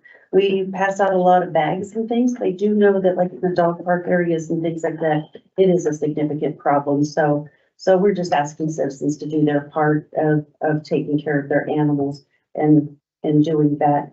And then also, I do want to say a big thank you to Jill. And I've been asking multiple times to implement some kind of a system for the city water bill, automated system of past due bills. And it's helped tremendously, but today specifically, an owner had got a notice, and it was a bill that was over a year old, or that was 3 months delinquent, that the city was sending him bills to the wrong address. And so he did not get them. The tenant ultimately has moved out of state, and we had no clue, but because of the automated system, it allowed us to track that down and we're gonna get that taken care of. So, but without that system, we would not have known it. And so it has helped quite a bit, at least in my area. So it's thumbs up. That's it. Thank you. And Lucy was the queen of the parade. I don't know if there's an official nominating process, but I think she had it. Ms. Jensen? So I'm saying, thanks, Amber, that was really well put, your statement there. Also what's happening, so let me think here, Wild Gives tomorrow. Ray's got his shirt on. That's a big day. So for a lot of nonprofits here in Casper and throughout Wyoming. So keep that in mind, spread the word, share the posts, get the word out that this was a big day and there's a lot of different charitable organizations that are matching funds that are out there as well. So donate, because every nonprofit needs something. So that's my pitch for that. The other thing is this weekend is a big weekend downtown too. It's Jeffree Star's grand opening for the Makeup and Meet. And so that'll be happening and he's bringing in, I don't know who this person is, but I hear he's super hot and very like awesome, is Yellow Wolf. Yellow. Yellow. Yellow. I guess I'll find out who he is on Friday. But everybody get down there and support a new business, please. That's it. Thank you. Mr. G? Thanks, Mayor. And thanks, Steve, for mentioning retirement of Renee. 36 and a half years, incredible. This is in no way meant as a slight to Renee. If anything, it's a compliment in regards to her achievement, but that's literally longer than I've been alive. So that's like, I haven't been in jobs for 3 years, let alone 36 and a half. So that's an incredible achievement. And, That's a lifetime for you. More than a lifetime, yeah. So just, yeah, very heartfelt thanks to her. We've all gotten used to seeing her name in our inbox. I've always appreciated her summaries of our information packets. It always gives me a nice little taste of what I'm gonna find inside of them. Anytime I've had to travel for WHAM or any other city affairs, she puts together these amazing, organized, immaculate travel packets. I've never had any issues. Man, I wish I could plan my own trips halfway as well. Again, just never have any hiccups when I am traveling for city business. So I imagine Carter's going to take that over for me. I don't know who's going to put them together in her stead, but I expect the same quality going forward. So yeah, just really congratulations to Renee. Incredible achievement. Been with the city a tremendously long time, and again, I've been really thankful for the value that she's brought during my tenure. So very much planning on attending that reception on Friday and hope to see others there. Thanks to Jenna for mentioning Meet and Makeup opening. It's going to be kind of an all-day affair. Starts at 10 a.m. this Friday. Yellow Wolf plays at 8 p.m. And reminder to folks that David Street and Yellowstone are going to be closed all day for that. So I guess plan accordingly. That's all I got. Thank you. Thank you, sir. Vice Mayor? Just a couple things. Jenna kind of stole a little bit of it, but That's okay. Yeah, I am wearing my shirt. Actually, our whole staff at the Natrona Collective Health Trust Forum today, just in support of that. And I wanted to continue to wear it today. Wild Gives is incredibly important, as Jenna said, for nonprofits. Nonprofits play a significant role in what we do in our community. And so if you give, it's incredibly powerful. And so a lot of nonprofits that will benefit from that. So I encourage everybody to donate and be a part of that.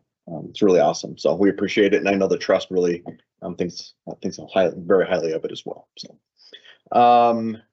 Renee, I will be there on Friday. Renee has been been here since I've been here in 9 years of my time on council.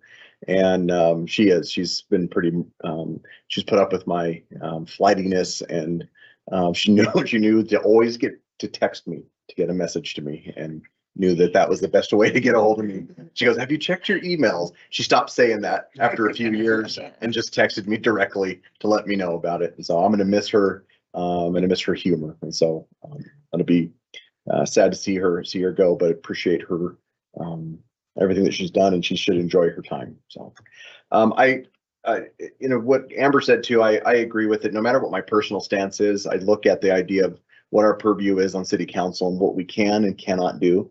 So I think we need to just be really mindful as we go through this process and we're talking.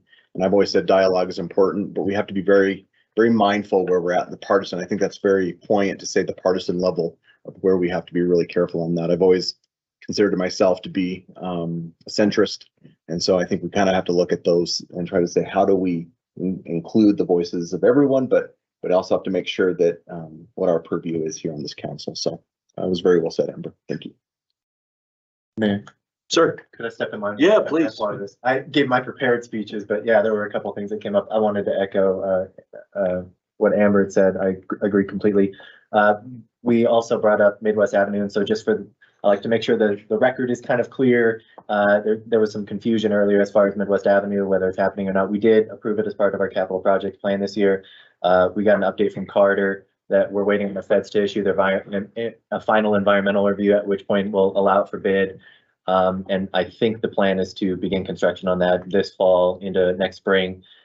That was made, we were able to do that in part. The specific purpose tax did fail, but we were able to do that in part from a federal urban grant that the municipalities in our area are all kind of in line to receive that funding. And I believe Evansville, we worked with Evansville to, swap essentially our spots in line to make that happen. So just wanted to make sure the record was clear. Everyone was clear on that project is moving forward. Thanks to Evansville for working with us to try to identify some of the funding to make it happen. And yeah, plan accordingly. I use that street all the time. It's going to be rough, but it needs done because it's like a third world country over there, man, just craters all over the place. So it absolutely needs done. So yeah, I guess expect that work to be starting here in the next couple months and get used to driving a different route for a year or so. That's all I got. Okay, thank you. I got a few things. Number one, this will probably take some of you by surprise, but I absolutely 100% agree with you when it comes to the abortion clinic and everything else. There's my personal views have nothing to do with my position on this council and as the mayor. I will tell you, I have asked the city attorney to look in just to make sure that they're operating legally, because there have been some questions raised about that. And we do have a duty to make sure the businesses in our community are operating according to the law. As far as the rest of it goes, everybody knows where I stand and where everybody else stands on it. And I agree with you. This is not our purview to oversee every business in our community. But when a constituent does bring something, we have an obligation to look into it and just make sure that they're doing things the way they should be. And that's what we're doing here. So I appreciate being on this council and the different views. I've come to become a much better human being being around you folks. I've learned how to communicate better. I've learned how to do my research. I've learned how to step back and say, hey, I was wrong, and re-examine the way I do things. And it's made me a much better person. So to that, I say thank you. This weekend, you've already heard about Jeffree Star singing. The only reason I bring it up again is because I don't push for businesses for profit, but this is a free all day long celebration. And I don't know who this guy is. Yellow Wolf, I've heard. I've kind of tried to YouTube him. It's not my kind of music, but my daughter is so excited. The Yellow Wolf is coming. So it must be a little more mature. So well, leave the little ones at home. She's 12. She's digging it. But all I can tell you is that is a free deal. David Street Station. So if you're looking for something to do this weekend, 75 softball teams are going to converge on the city of Casper for softball. That's 750 players. There's going to be at least 25 referees and umpires. And my guess is the spectators, usually each player brings 1 to 2 people with them. We're going to have an influx of probably 1,500 to 2,000 people here just for that softball tournament. And then you do the makeup and meet, which is on Friday. That's going to bring, my guess, thousands of people to town. We have a great opportunity to show off Casper, to show off our hospitality and the way we treat people here, to make this a place they want to come. We also have the Natrona County Fair, which is in full swing, and we have the rodeos, which are bringing cowboys, participants, and spectators to town. So we're going to have thousands of people that we're not used to seeing. Traffic's going to be heavier. We do have a lot of construction going on. If you've been out on I-25, oh my. And that's going to be at least a 2-year project, but thank goodness it's happening because that road is just terrible to drive on anymore. F Street Bridge is getting ready to come out. That's going to be probably at least a year-long project, and that's going to probably alter more people than anything. That road is so heavily traveled. So you'll have to plan it accordingly. And I just wanted to give the public a kind of a purview or a preview, excuse me, of street projects that are currently going on right now in the city of Casper. We are at 21st Linda Vista to Kingsbury. We are at Centennial Village, Wyoming Boulevard to Gosfield. We're at Waterford, Gosfield to Roundabout. We're at 12th and Waterford intersection, 12th Street eastbound from Waterford to Derby, and Donegal, 12th to First Street.